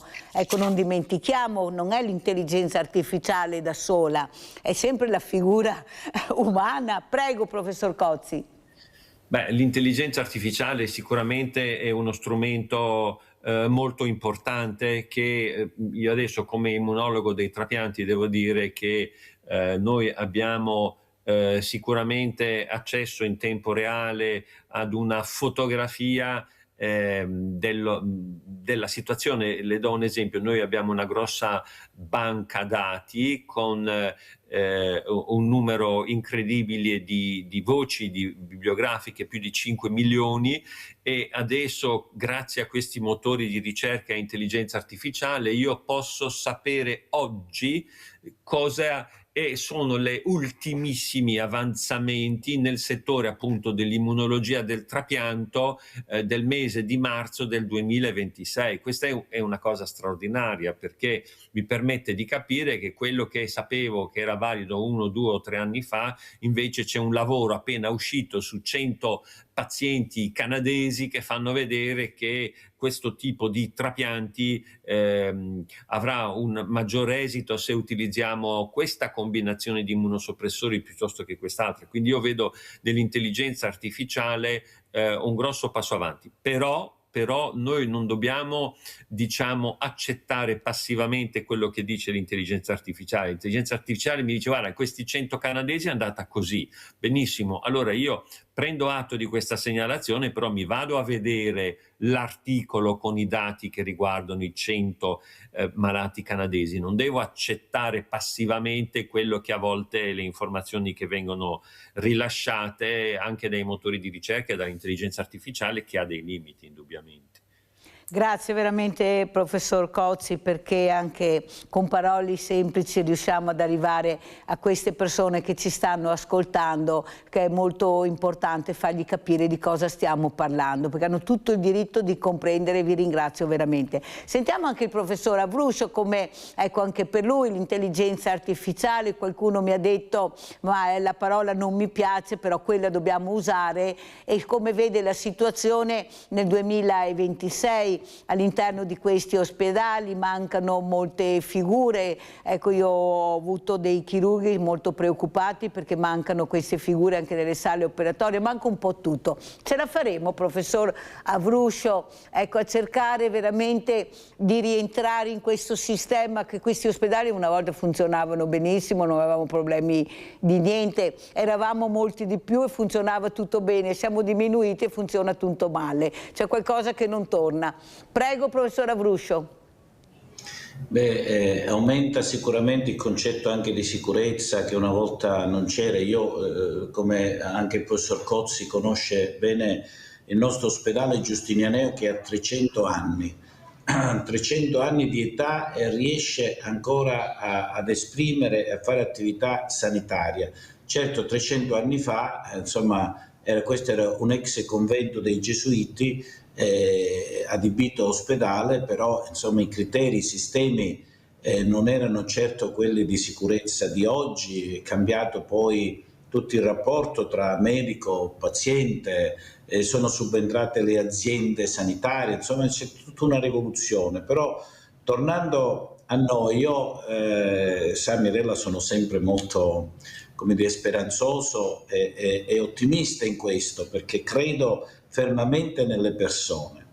E sta di fatto che il Veneto nel 2024 ha avuto 700 interventi, 700 trapianti, il che la pone in vetta alla classifica nazionale, e questo quindi è un merito, per cui nonostante tutte le difficoltà, però insomma almeno dobbiamo fare sicuramente di più.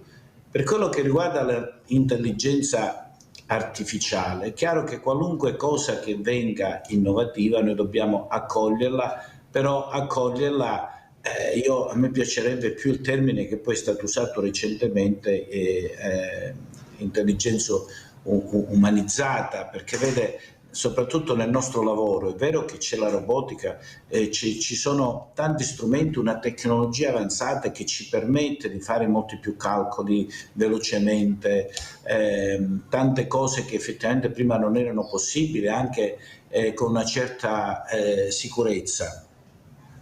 Però vede, c'è una cosa che caratterizza il medico, che è l'ascolto. La vedo difficile con l'empatia che può esserci, no, con il paziente, la vedo difficile per l'intelligenza umanizzata artificiale, insomma, porre in essere questo. Sicuramente ci sono delle cose che ci aiutano e dobbiamo essere assolutamente aperti, perché è tutto a servizio poi dopo della gente, la mini-invasività, il fatto di non dover fare magari interventi chirurgici che poi devono esserci anche una riabilitazione di un certo tipo, il dolore, il disagio, le sofferenze, però nello stesso tempo c'è da sviluppare tutto quello che è la medicina a 360 gradi, perché noi quando parliamo di salute non dobbiamo intendere la salute solamente il fatto che ho prima una malattia e adesso magari l'ho risolta, non è quello, perché io posso continuare a stare male lo stesso, non per quella patologia ma per altre cose, perché l'uomo è fatto di tante altre cose e quindi non è soltanto la mancanza della malattia che mi fa stare bene, ma è un equilibrio psicologico, sociale, affettivo, e tutte queste cose. Insomma, io mi servo dell'intelligenza artificiale, ma sono cose che riguardano l'uomo, la persona, e noi dobbiamo concentrarci più su questo. Allora andiamo proprio a Padova, andiamo a vedere questo trapianto di rene, visto che abbiamo parlato di reni, del donatore ed un donatore samaritano. Andiamo a sentire.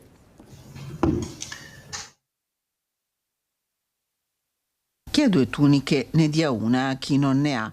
È questo versetto del Vangelo di Luca, un insegnamento di Giovanni Battista, ad avere mosso il donatore samaritano che in poco tempo ha scelto di regalare uno dei suoi 2 reni perfettamente sani a chi ne aveva bisogno. Una decisione intima, maturata nel profondo, che il donatore non voleva inizialmente condividere neppure con la famiglia e che ha portato a ottobre l'espianto del rene sano e poi al trapianto a una donna, avvenuto nella stessa giornata nelle sale operatorie dell'azienda ospedale Università di Padova. Si tratta del 3° trapianto samaritano di rene a Padova, 10 quelli fatti in Italia. A fornire le prime informazioni al donatore è stata a febbraio proprio Lucrezia Furian, che ha risposto al numero dedicato creato a Padova e poi ha incontrato il donatore spiegandogli tutto l'iter nel dettaglio. L'iter richiede un po' di tempo perché deve accertare l'idoneità clinica e psicologica, ma forse prima di tutto informare. Quindi noi abbiamo messo a punto un percorso per le persone che ci contattano con questo desiderio, che comincia con un colloquio in cui in genere cerchiamo di incontrarci di persona e durante questo colloquio spieghiamo che cosa comporta sia da un punto di vista chirurgico ma anche da un punto di vista medico l'atto della donazione, come cambia la vita dopo aver donato un rene. Il donatore sta bene, è sano, è tornato alla sua vita, così la donna che ha ricevuto il suo rene. Un percorso, quello del trapianto samaritano, che innesca una virtuosa catena di bene. Quando c'è una persona che si rende disponibile per donare un rene, si potrebbe anche decidere di allocare questo rene a una persona in lista d'attesa per il trapianto. In Italia, ma questo succede anche in molti altri paesi, si preferisce, prima di andare sulle persone in lista d'attesa, provare a capire se c'è qualche persona compatibile che ha bisogno di un rene, che avrebbe un donatore vivente disponibile ma con il quale non è possibile procedere con il trapianto. In questa maniera, se c'è questa compatibilità, il donatore del ricevente del rene samaritano donerà poi a qualcun altro. Da 10 donatori samaritani, 30 sono stati trapianti in Italia. A Padova nel 2025 sono stati eseguiti sinora 53 trapianti di rene, ma solo nel nostro paese sono 6.000 le persone in lista d'attesa. Allora, professor Cozzi, quello che però si sente, intanto quello che sta succedendo anche negli ospedali, questi genitori che si rimboccano le maniche, specialmente le mamme, e hanno aperto questa stanza di Jacopo dove questo familiare si ritrova nella propria intimità a decidere anche cosa fare. Non sono momenti, come dice lei, professor Cozzi, ecco, molto difficili. È tuo figlio, è tuo marito, è tuo fratello. Ecco, questa intimità che ti permette di non andare fuori di testa in queste sale accoglienti fatte anche vicino alle volte ai pronti soccorsi. Ecco, è sempre questo genitore, questa mamma, ecco, questo mondo del volontariato che cerca di aiutare, di supportare anche in momenti molto drammatici. Anche quello che succede all'interno degli ospedali è fondamentale, la conoscenza, l'intimità. Ecco che l'ospedale diventa umano. Prego, professor Cozzi. Sì, allora volevo intanto informarla, Mirella, che mi ha mandato un messaggino in questo momento il professor Avruscio. L'hanno contattato in emergenza e quindi chiede scusa, ma si è dovuto allontanare. Ha fatto bene, grazie professor Cozzi. Ecco, e appunto si scusa e lasciava i saluti a lei e ai suoi Grazie, salutiamo anche il professor Avruscio, grazie. E certamente in ospedale per fortuna abbiamo tantissimi volontari, ok? E questi volontari, come ha detto lei, sono soprattutto, diciamo così, attenti ai soggetti più vulnerabili. Più vulnerabili vuol dire soggetti che sono fragili, persone appunto anziane o persone che sono particolarmente così compromesse dal punto di vista della salute. Poi c'è ovviamente tutto un supporto che ruota attorno al mondo pediatrico. Ecco, quindi diciamo noi abbiamo sicuramente la fortuna di avere a Padova, di avere sicuramente un gruppo di volontari che ci aiuta a noi che siamo lì per, diciamo, motivi prettamente medici, che può essere appunto gli ambulatori piuttosto che le sale operatorie. Abbiamo la fortuna di poter contare su l'aiuto di molti volontari che producono un'assistenza altrettanto importante che il sostegno del malato, che in molti casi appunto vede queste persone che sono anche, diciamo così, trainate per essere attenti e di aggiunta dal punto di vista anche così dello stimolo del malato, distrarlo se si tratta di bambini, sono sicuramente dei valori aggiunti estremamente importanti, e io in particolare, ma tutti noi siamo molto grati a questi volontari che ci aiutano tutti i giorni, compreso spesso anche il sabato e la domenica.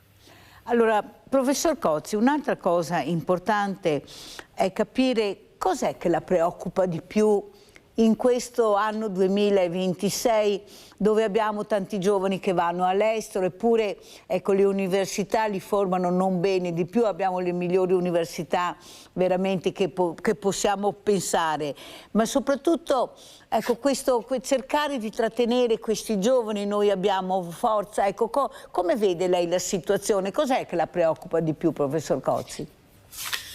No, ma lei ha giustamente messo il dito su una di quelle che sono le problematiche maggiori che abbiamo in Italia, cioè noi abbiamo sicuramente dal punto di vista accademico delle grandi università e la capacità sicuramente di formare, io parlo per l'ambito medico, ma questo è valido anche per altre aree. Noi riusciamo a formare dei giovani molto molto bravi.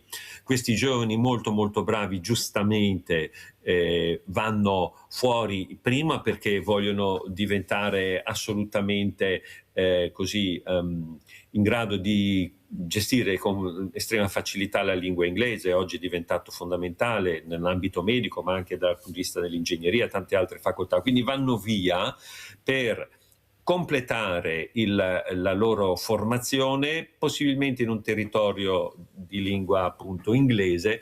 E cosa succede? Che dopo che questi soggetti, questi giovani che sono cresciuti in Italia, sono molto bravi, hanno lavorato all'estero, parlano bene l'inglese eccetera, quando arriva il momento di pensare di rientrare in Italia c'è poco e niente per accoglierli, non c'è quello che questi giovani giustamente vorrebbero. Cioè noi abbiamo dei giovani laureati che prendono davvero pochi soldi rispetto a quello che potrebbe offrire il collega in Inghilterra o negli Stati Uniti, e quindi voglio dire, uno poi fa un po' dei conti e dice ma tutto sommato mi trovo bene in Inghilterra, ho molte soddisfazioni, guadagno bene, l'Inghilterra è a 2 ore, 1 ora e 50 di aereo da Padova, ma io rimango anche lì e vengo giù il fine settimana. Noi non abbiamo, in altre parole, in Italia così la capacità di richiamare, di farli rientrare questi soggetti bravissimi, che sono più di 100.000, che potrebbero venire in Italia occupando poi delle posizioni importanti, ma soprattutto anche essere delle fonti di conoscenze da trasmettere alle nuove generazioni. Noi questi soggetti qui molto difficilmente, in molti casi, non riusciamo a farli rientrare. Questo è sicuramente un punto di debolezza che il sistema Italia deve assolutamente migliorare. Sì, ci sono degli stranieri, cioè degli italiani che sono stati all'estero 1, 2, 3, 5 anni, che poi rientrano, ma sono sono pochi, e se lo fanno spesso ci sono anche dei motivi familiari dietro. Allora, prima di salutare il professor Emanuele Cozzi, che ringrazio sempre anche per la disponibilità, chiudiamo questa prima parte col centro trapianti reni a Treviso, poi salutiamo il professor Emanuele Cozzi. Grazie. Dall'inizio della storia sono stati eseguiti 1813 trapianti, siamo in tripla cifra con i trapianti doppi, quindi trapianto di rene doppio. Questo è un dato importante per il semplice motivo che il trapianto di rene doppio è un programma che non è ancora partito in molti centri in Italia, quindi stiamo parlando di un'attività che va avanti da anni, che è complessa, perché sostanzialmente significa impiantare 2 reni nello stesso paziente quando un solo rene potrebbe non vicariare la funzione necessaria a quel paziente per andare avanti. Numeri in crescita e innovazione tecnologica per il centro trapianti di rene del Cafoncello, che il prossimo anno festeggerà 50 anni di attività. Dopo un periodo di scivolamento, l'ospedale è riuscito progressivamente a risalire le posizioni in Italia, portandosi tra l'8° e l'11° posto nazionale, operando oltre 60 trapianti all'anno. Ma uno dei punti di forza è anche quello di avere ridotto le liste d'attesa. La lista d'attesa nazionale media per un trapianto di rene è superiore ai 3 anni, qui a Treviso è sotto i 3 anni, è sui 2,4 anni circa, e questo ci permette un ampio turnover dei nostri pazienti in lista, ci permette questo avanzamento tecnologico anche di poter valutare quello che sono gli SD, quindi gli organi da donatori che teoricamente sarebbero marginali e molte volte in realtà non lo sono, quindi ci permette di recuperare organi che poi sono ottimali perché possono essere trapiantati anche in singolo. Un percorso trapiantologico costruito con una presa in carico condivisa dal primario della nefrologia, il dottor Maurizio Nordio, e la seconda chirurgia diretta dal professor Giacomo Zanus.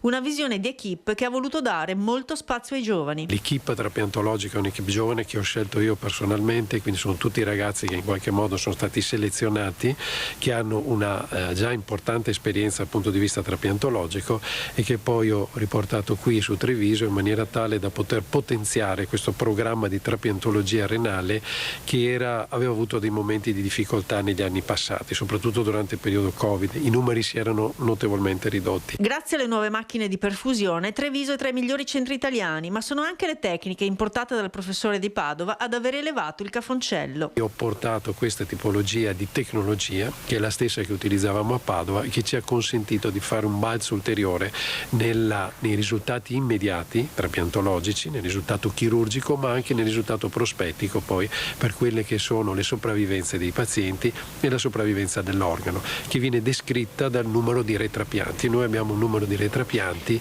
di organi, quindi di mancato perdita di funzionamento dell'organo, che è assolutamente buona e su valori di assoluta eccellenza sul panorama nazionale. Infine, una nota sui trapiantati, che devono essere molto rigorosi dopo l'intervento. Il paziente deve assumere una condotta di vita che deve essere assolutamente integerrima, dicevo, quindi attività fisica, moderazione nell'alimentazione, idratazione abbondante nell'arco della giornata e controllo di tutte quelle che sono le funzioni vitali. Il trapiantato riceve un regalo di valore inestimabile e deve gestirlo.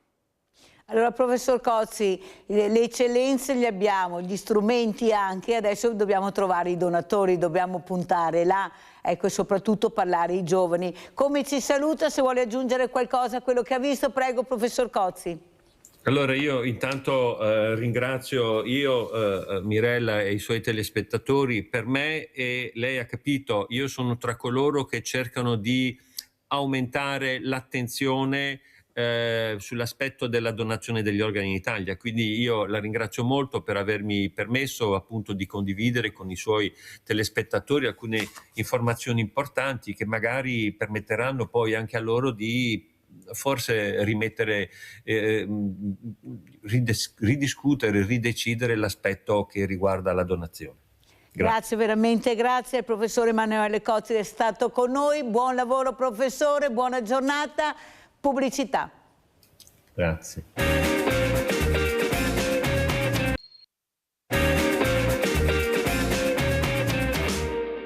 In questo momento diciamo che le storiche, le maggiorenni, non ci sono, quindi presumiamo che siano proprio quelle dell'inchiesta. in questo momento ci sono le minori, praticamente le imputabili sotto ai 14 anni. Non ce ne sono tantissime, però sappiamo che questo di solito è un mese un attimo calmo. Bassa stagione. Di bassa stagione. Adesso aspettiamo proprio i capo clan, i capi dell'organizzazione, come interverranno nel riorganizzare. Perché il polso delle dinamiche della geografia dei borseggi a Venezia come Monica Poli, gli effetti dell'inchiesta dei carabinieri con 23 misure cautelari sono ben visibili tra Calli e Campielli. Il fenomeno è lontano dal dirsi concluso, ma per Lady Pickpocket l'indagine dei carabinieri è stata molto positiva. Credo che con le norme della riforma Cartabia e soprattutto con la norma introdotta dal ministro Nordio riguardo l'interrogatorio preventivo non sia stato semplice. Prima avvisi e poi si devono presentare, infatti ci auspichiamo che questa norma per certi tipi di indagine venga rivista perché non è ammissibile. Noi lanciamo l'ulteriore appello al ministro Nordio, questa riforma non può essere applicabile a certe indagini. Il riferimento è alla scarsa predisposizione di certi indagati a presentarsi quando vengono convocati per l'interrogatorio preventivo, un meccanismo introdotto dalla riforma Nordio al centro di un vivace dibattito.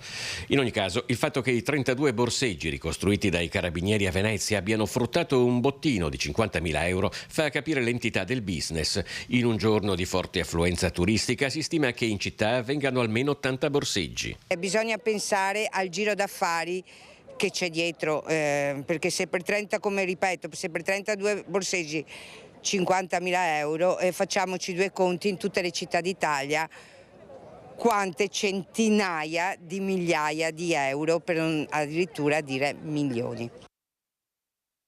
Chiuse le indagini della maxi inchiesta sui borseggiatori e ora per 25 dei 35 indagati si profila la richiesta di rinvio a giudizio.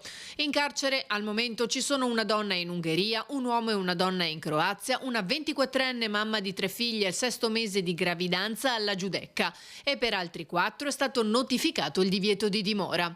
Molti degli altri indagati sono invece irreperibili. A innescare la maxi inchiesta era stata un'indagine con intercettazioni del nucleo investigativo dei Carabinieri che ha ricostruito il quadro dei borseggi tentati e non tra il 2023 e il 2024. In tutto gli episodi contestati sono 62, le parti offese individuate 39, soprattutto turisti ma anche veneziani, come più volte denunciato dal gruppo Veneziani e cittadini non distratti.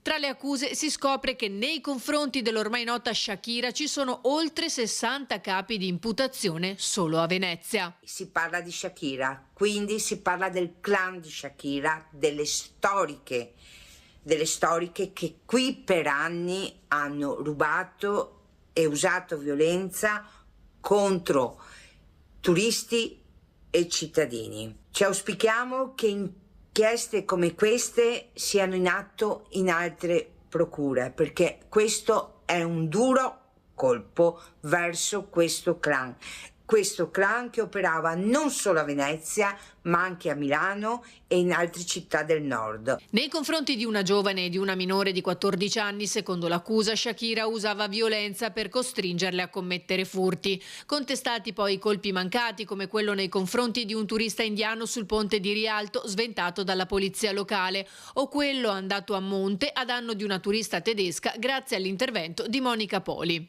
Tra le parti offese anche le multinazionali Louis Vuitton e Nike, bersagliata in più episodi all'outlet di Noventa di Piave. La procura ha depositato tutte le intercettazioni effettuate. Saluto e ringrazio Monica Poli, cittadini non distratti, di essere qui con noi. Ecco, Monica, cosa ci racconti? Com'è la situazione? Sta arrivando la primavera, bel tempo, andiamo tutti in gita, facciamo i turisti. Ecco, e adesso cosa ci incontreremo a Venezia? Buongiorno intanto, veneziani non distratti, perché abbiamo cambiato nome. Veneziani non distratti, hanno sbagliato a scrivere, vai. Allora, guardi, diciamo che in questo periodo, forse, visto che siamo sempre in allerta, Noi abbiamo notato che c'è un calo dei borseggi, ma c'è un calo dei borseggi per via che mancano le borseggiatrici donne, e questo è il risultato di una maxi inchiesta condotta dai carabinieri, credo a ottobre-novembre, dopo 1 anno e mezzo di inchiesta che loro hanno fatto, dove hanno dato un duro colpo a uno dei clan che operavano proprio Venezia, Milano e Cinque Terre.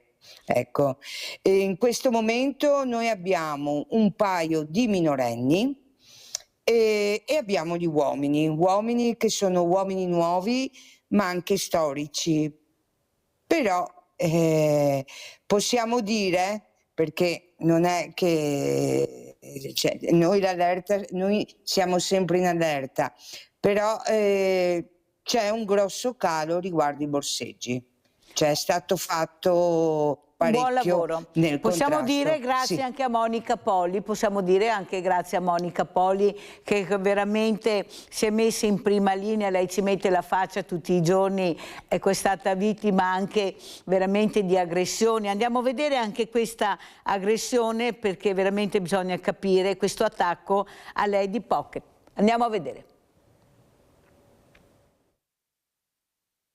Sospetto al 99%, non dico al 100%, ma al 99%. Sa chi sono, ma lascerà siano le indagini a occuparsene. È più determinata che mai Monica Poli, Lady Pickpocket, nella sua impresa contro i borseggiatori, anche all'indomani dei volantini apparsi nella notte tra domenica e lunedì nel pontile del Vaporetto di San Tomà e in altri angoli di Venezia, riportanti minacce nei suoi confronti. Signora Monica Poli, si legge all'inizio, lascia stare Venezia, che ha distrutto tutti gli affari di Venezia Mestre. Da come è scritto già un po' si percepisce da chi possa essere stato fatto, però su questa cosa qui non commento perché ci sono delle indagini e dove sono stati affissi ci sono le telecamere. Il volantino prosegue accusando la Poli di farlo per il proprio interesse, guadagnando somme di centinaia di migliaia di euro da TikTok, Instagram, Facebook, YouTube. Credo che se fosse stato un imprenditore, perché c'è scritto imprenditori, un imprenditore credo me lo avrebbe o ce l'avrebbe detto in faccia. Ecco, poi con cosa c'è scritto? Ah sì, con portafogli poveri di 20 e 30 euro. Vorrei essere chiara, e lo sanno anche gli altri del comitato, visto che mi accusano di prendere centinaia di migliaia di euro. Io sono un'addetta alle pulizie.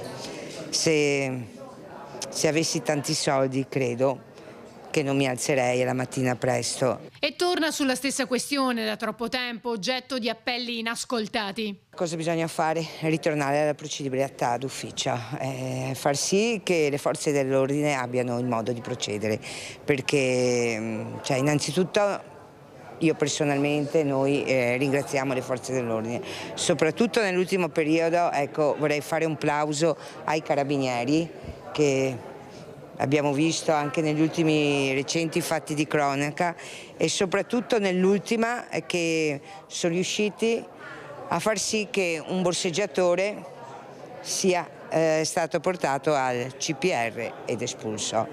Ecco, è un buon inizio. E conclude da Palazzo Balbi, dove ha incontrato il presidente Zaia, che la appoggia nella sua battaglia.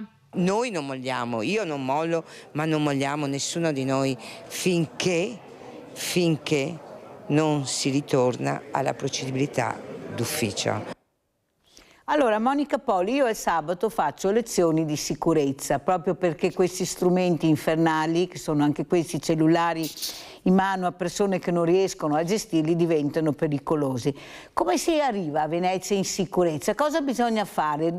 Come dobbiamo stare attenti?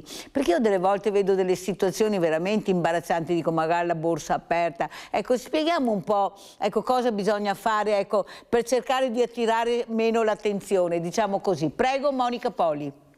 Allora, vediamo anche noi tanti turisti, tante persone con lo zaino dietro. Io leggo anche i commenti quando noi postiamo i video.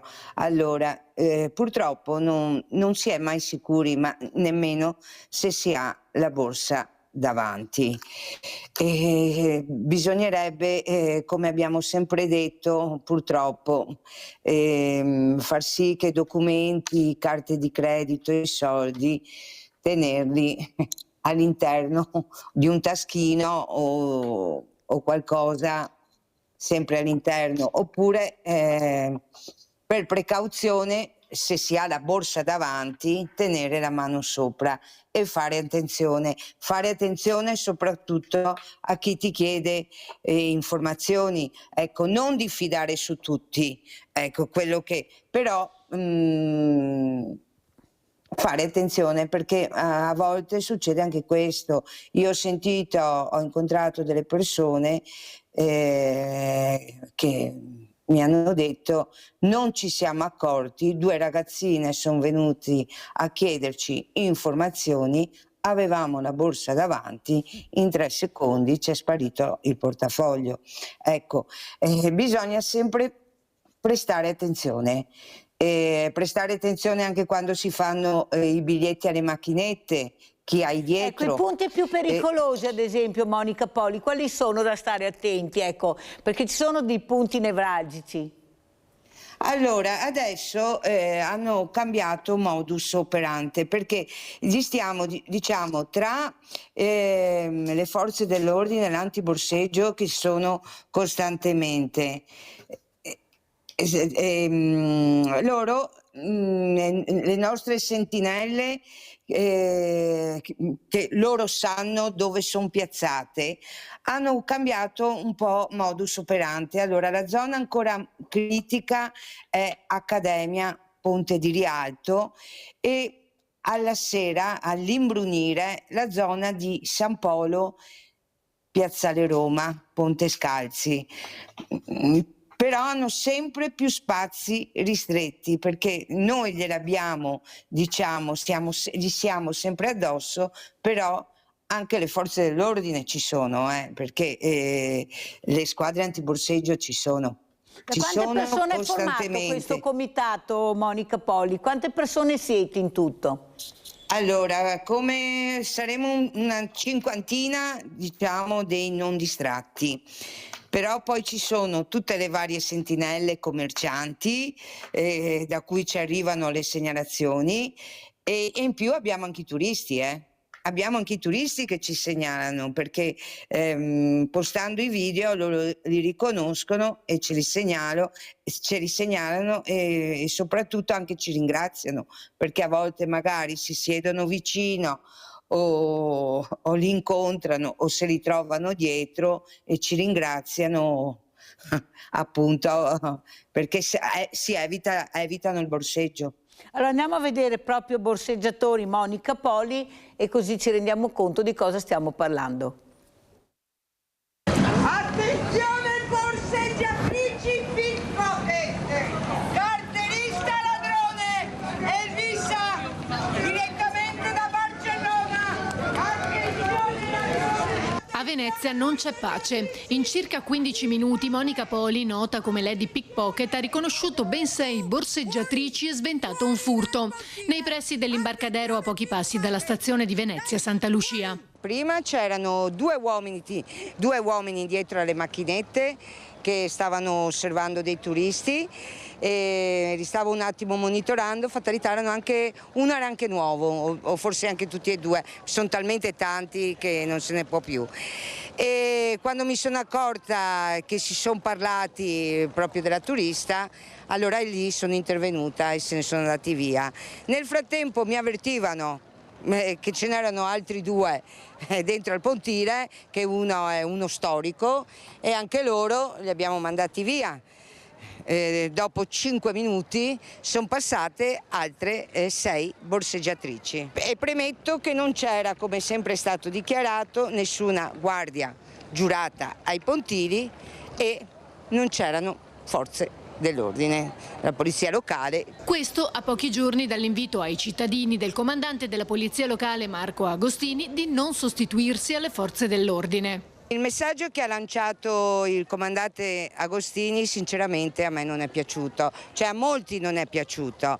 Allora, ricordo al comandante Agostini che noi veneziani non distratti e molti cittadini non si sono mai sostituiti alle forze dell'ordine, perché noi facciamo azione di disturbo e segnaliamo in tempo reale alle forze dell'ordine, attivandoci, chiamando il 112, il 113 e qualche volta il vostro centralino, che più delle volte non risponde. E ricordo al comandante Agostini che la borseggiatrice Shakira, che era qui nel nostro territorio e che transitava in piazza San Marco, Calle Valaresso, vista da tutti, soprattutto abbiamo pubblicato video, e transitava anche sui sottoportici dove ci sono i suoi uffici, che è stata portata da un non distratto perché nessuno la vedeva,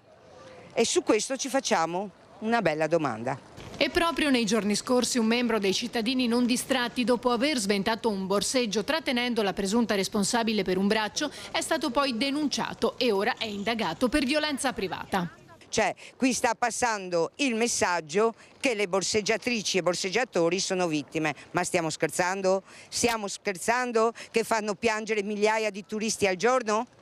Ecco, e usano violenza, sputi, spray peperoncino? Ma stiamo scherzando? Allora, come commentiamo Monica Poli? Abbiamo visto una Monica Poli agguerrita, ecco, una Monica Poli che sta cercando invece di far capire l'importanza di quello che fanno, e io dico grazie veramente. Prego. Allora, quelli lì sono state dichiarazioni forti che io ho fatto perché era giusto farle, anche perché allora c'è da dire una cosa, che noi non distratti non ci siamo mai sostituiti le forze dell'ordine, anzi abbiamo avuto dei plausi sia dagli antecedenti questore, prefetto e noi. Si collabora con le forze dell'ordine tramite appositi canali, perché l'unica cosa che possiamo fare è azione di disturbo, e se proprio vediamo intervenire, se vediamo questi personaggi con le mani in tasca. Sono state dichiarazioni forti perché cioè, noi ci siamo sentiti come se disturbassimo, ma noi non abbiamo mai disturbato nessuno.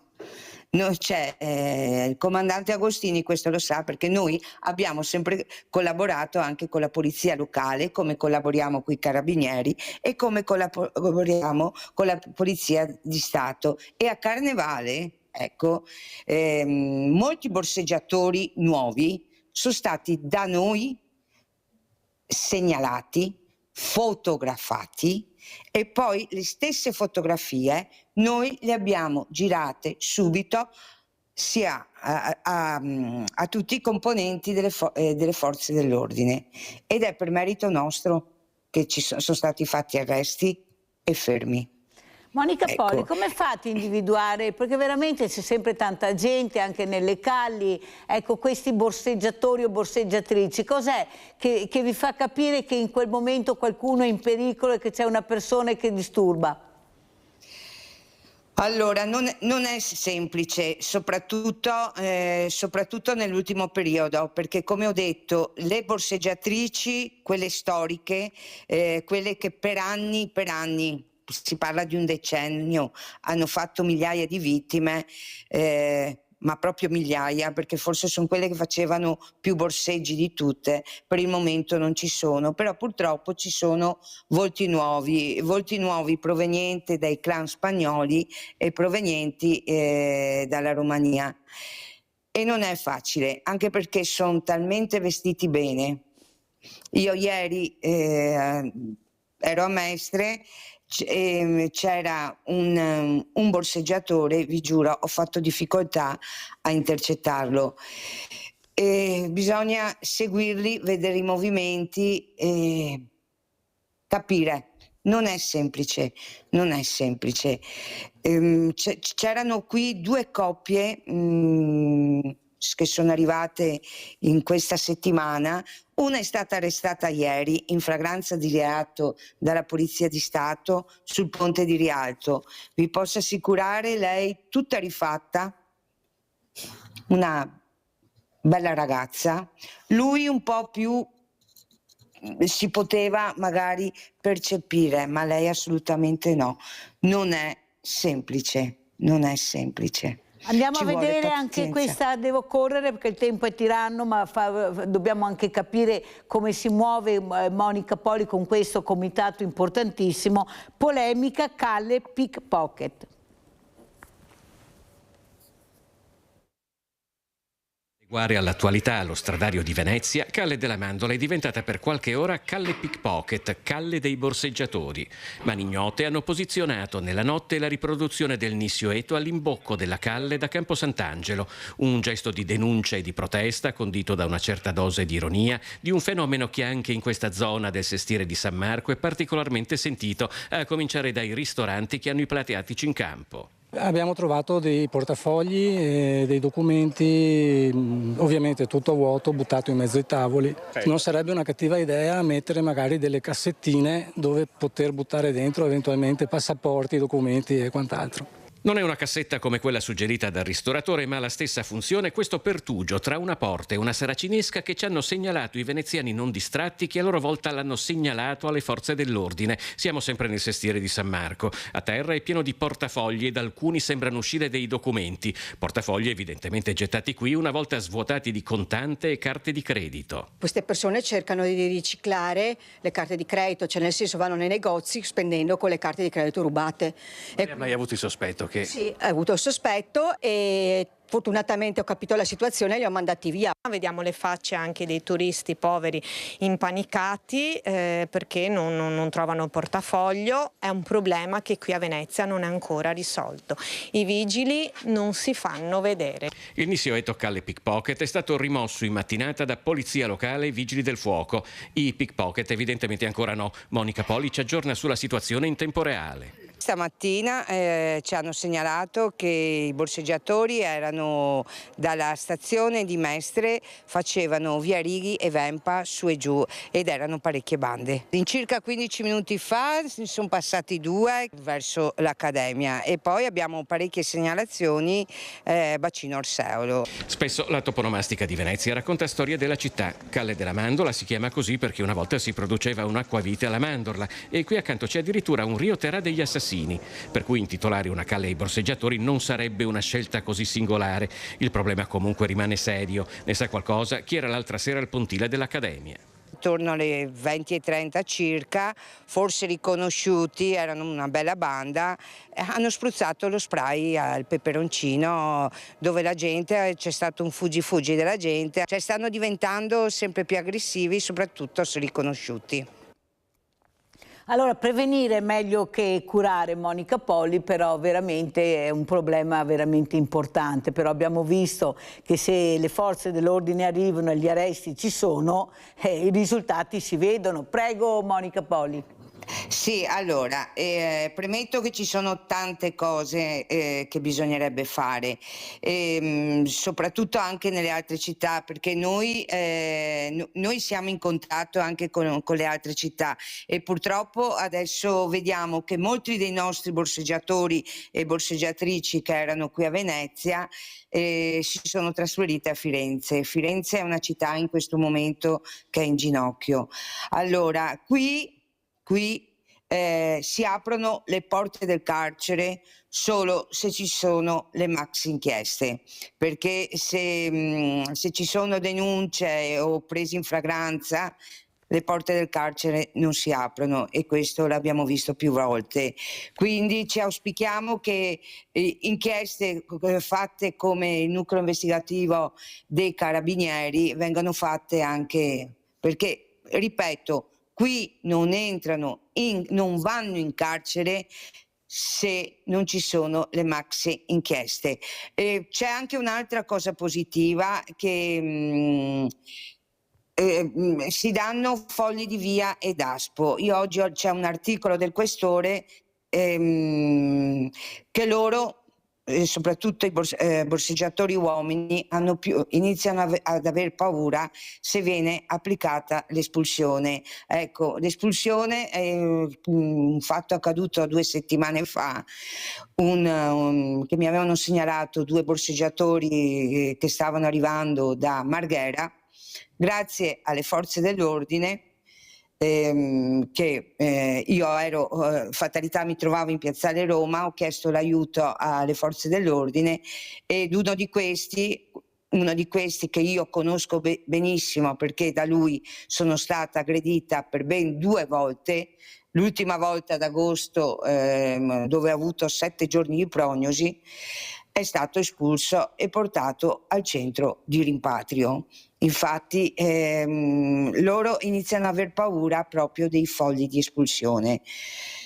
C'è ancora molto da fare sicuramente, e soprattutto anche in Piazzale Roma alla sera, che ci vogliono dei presidi, ma è allerta anche a Mestre, perché anche a Mestre purtroppo c'è questo problema per dei tante borseggiatori. realtà. Sentiamo anche cosa dice la nostra Giusy. Prego Giusy. Ciao Mirella, buongiorno alla tua graditissima ospite che rischia tutti i giorni gratuitamente. È vero, volevo dire una è vero. cosa. Allora, perché non mettete dei cartelli? Bisogna dirlo al sindaco quello che verrà di Venezia, oppure quello che è adesso, di mettere dei cartelli con la figura di uno che ti mette le mani nella borsetta e un altro cartello per i pantegani che ci sono dentro, a quelle persone che si buttano dal ponte perché è il canale di Venezia e qua e là.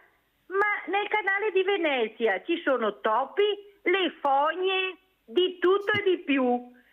Se loro sapessero queste cose qua, vedrai che non si butteranno. Mettete questi cartelli, per favore, con una bella pantegana che la vedono in vista, che chi si butta sta nuotando con le pantegane. Questo voglio dire. Abbiamo sentito la nostra Giusy, andiamo a vedere anche questo servizio, perché ci sarà la famosa veccia che si brucerà, andiamo a sentire, a vedere, anche qui state attenti, perché quando ci sono tante persone tutte assieme, ammassate, è meglio avere sempre gli occhi, tenere gli occhi molto molto aperti. Andiamo a vedere.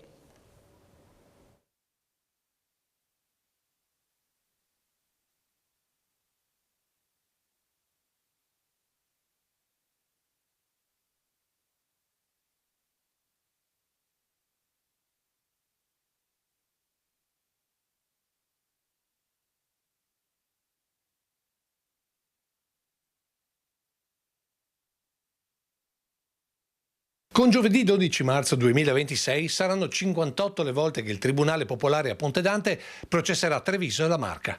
Un evento unico tra i capoluoghi di provincia in Italia, tant'è che per seguirla da anni arrivano gruppi organizzati un po' dappertutto, anche dall'estero. E la contessina Marinella Costalonga, senza calzetti, signora Pie Bagnai, sarà per la 58esima volta bruciata in un rito vecchio come il mondo, dove si spera che tutte le magagne di un anno vengano purificate dalle fiamme. Prima di lei c'è stata contessa, baronessa, duchessa e quasi principessa Marietta, e prima ancora Marietta monta in gondola, ricordando un comune denominatore che è il sindaco di turno. Abbiamo deciso quest'anno di cambiare nome per darle un tocco di freschezza, quindi abbiamo abbandonato Marietta per il momento per passare a Marinella.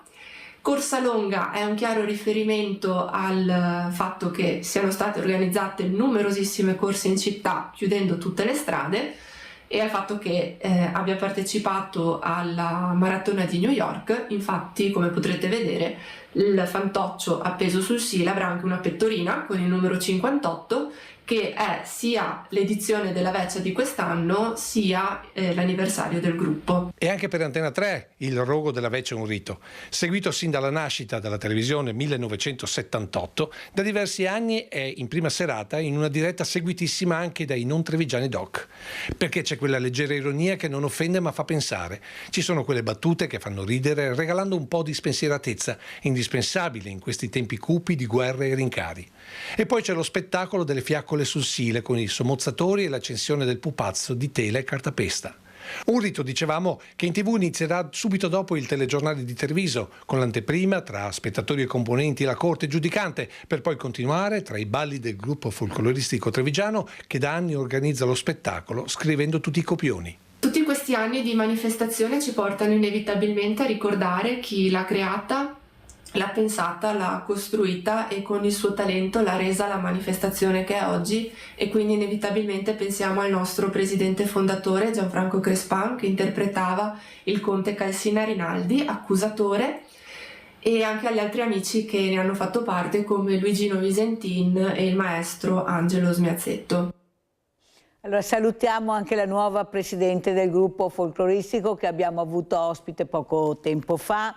Questa sera avete visto che bello rivedere, speriamo sia anche una bella serata, però attenzione, avete visto quando c'è tantissima gente, giusto Monica Poli, bisogna sempre stare attente perché come avete sentito non sai mai chi hai davanti, di fronte o a lato. Prego Monica Poli. Sì, bisogna sempre prestare attenzione dappertutto. Ecco, io volevo tornare a dire una cosa riguardo i cartelli. Allora, alcuni cartelli riguardo attenzione borseggiatori ci sono.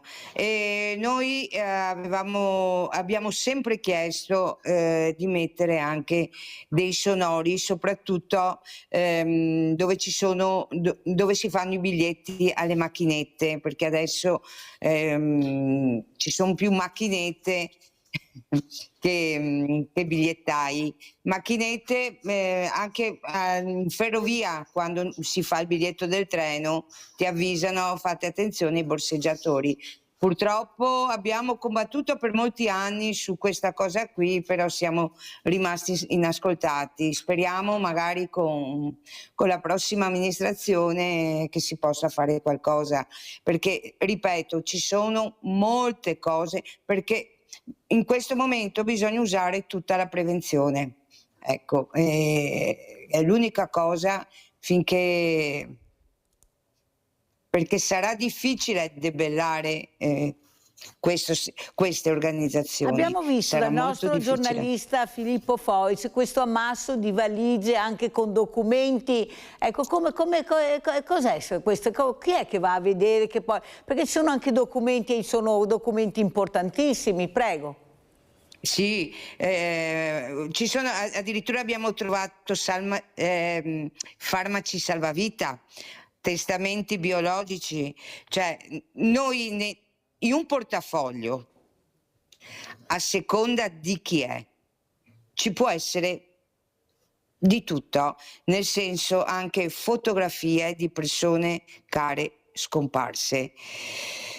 Ed è un grosso danno, soprattutto per una persona. Ma chi è che si occupa di questo, ecco, di andare a vedere, di recuperare questo materiale, Monica Poli?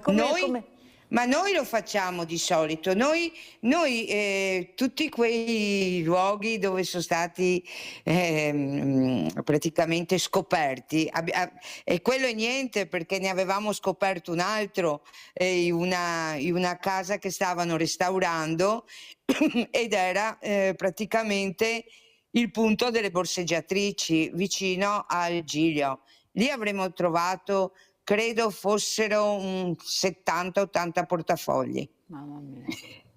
Sono tanti. Documenti, passaporti, carte di credito, tutto, fotografie. E noi li raccogliamo e portiamo alle forze dell'ordine, ma non solo, perché se sono portafogli, ad esempio portafogli recenti, noi cerchiamo di contattare il turista o la persona, il proprietario. Se ci va bene riusciamo a riconsegnarlo, altrimenti anche a spese nostre lo spediamo. Abbiamo spedito portafogli in America, in Lituania, in tutte le parti del mondo. Noi facciamo anche questo. Avete capito l'importanza anche di questo comitato, però Monica Poli, quello che però traspare è la carenza delle forze dell'ordine, ecco, in città così proprio a livello turistico altissimo, anche se quest'anno qualcuno dice che il turismo è calato, però io sono dell'idea, ad esempio anche la protezione civile, tutto dovrebbe servire per fare squadra, ecco, non si può andare a far visita a una città, specialmente Venezia, ed avere questo problema, perché è un problema veramente che impressiona. Avete sentito il numero di portafogli trovati e quelli che sono riusciti a trovare, gli altri non si sa. Prego Monica Poli. Allora, noi abbiamo 2 entrate in città, sono i 2 terminali, che sono Piazzale Roma e Ferrovia. Ecco, basterebbe lì, fermarli lì, cioè più presidio lì. Noi alla sera, guardi, erano state messe delle guardie giurate a presidio dei pontili, gran articoli, noi avevamo anche ringraziato, era iniziato tutto con 2 guardie giurate alla sera a presidio del Pontili in Piazzale Roma. È finita che poi queste 2 guardie giurate dovevano presidiare Piazzale Roma, gli autobus e Ferrovia. Cosa succedeva? Che quando loro arrivavano in Ferrovia i borseggiatori si telefonavano e borseggiavano in Piazzale Roma e viceversa. Cosa è successo? Gran articoli di chi era competente, si sono fatti grandi, perché tanto io le cose le dico come stanno. Ad un certo punto cosa è successo? Le guardie giurate non ci sono più. Non ci sono più. E con queste allora parole ringraziamo, è finito il tempo, io ringrazio Monica Poli e con queste parole ha detto non ci sono più, cosa è successo? Ecco, qualcuno dovrebbe rispondere come mai non ci sono più, perché noi ci poniamo questa domanda. Grazie veramente e complimenti sempre Monica Poli per quello che con il Comitato Veneziani Non Distratti riescono a fare anche per noi e per i turisti. Grazie per questo, veramente un aiuto a tutta la comunità. Buona giornata e adesso andiamo a vedere il vostro assegno a chi è andato. Buongiorno. Allora, tutto bene? Siamo arrivati a Solagna stavolta.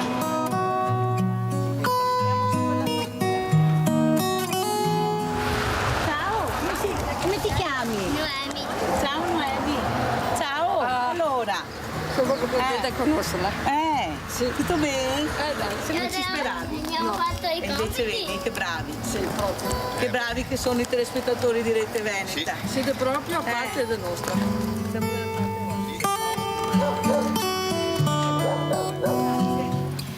Allora, cara famiglia Pivotto, tanto sono stata molto orgogliosa di avervi conosciuto e la grinta che hai dimostrato, Andrea, quando hai detto quelle parole sulla nostra televisione. Sì, Cioè la voglia di combattere che hai per salvare la tua famiglia è una cosa proprio da veri uomini. Sì, ma certo, ma non è mica solo la mia che siamo in questa situazione. Speriamo che questi soldini vi servono almeno per respirare, come diciamo quasi sempre, perché andiamo su famiglie che veramente, su persone che hanno bisogno un po' di respiro e che tu possa trovare finalmente un lavoro che sarà quella la tua tranquillità e della tua famiglia. Per loro più che altro. Allora io ti consegno questi soldi, questo è l'assegno che ti dà Rete Veneta, qui c'è un'altra busta tutta per te che un signore ha voluto che io ti portassi, qui c'è eventualmente il suo indirizzo.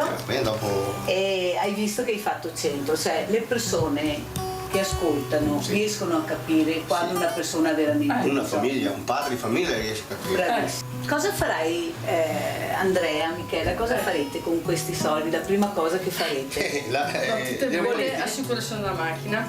Quella lì, l'altra è ferma. Cioè vi servivano proprio? Sì. Proprio, si va.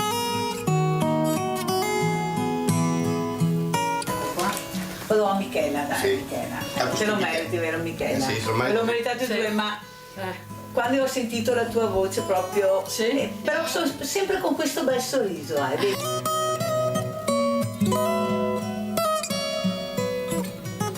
Allora, adesso ti chiedo una cosa, Michela. Sì. Un saluto ai telespettatori di Rete Verdi. Ringrazio di cuore. Non ho parole. Grazie.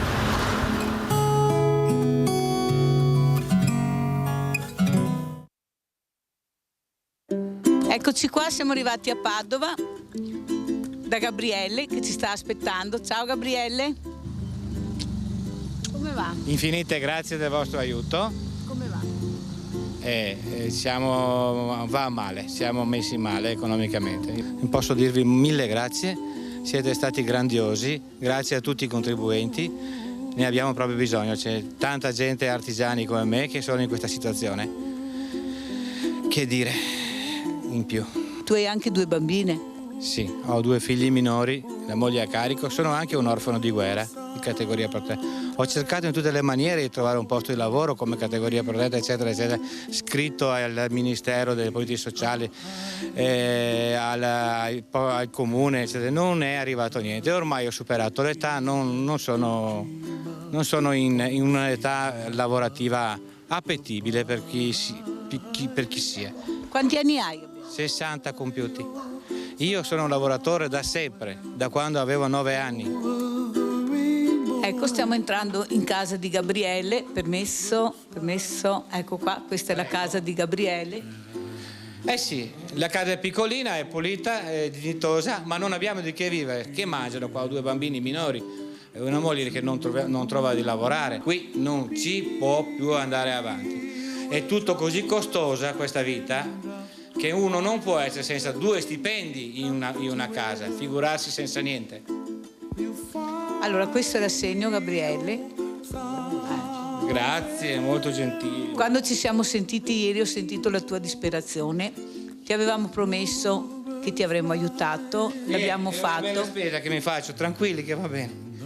È un regalo grandioso. Grazie a tutti quelli che hanno aiutato, ecco, che aiutano a sostenere questa iniziativa, che è una delle pochissime che vedo in Italia.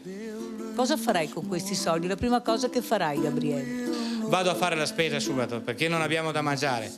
Qualche bolletta urgente da pagare.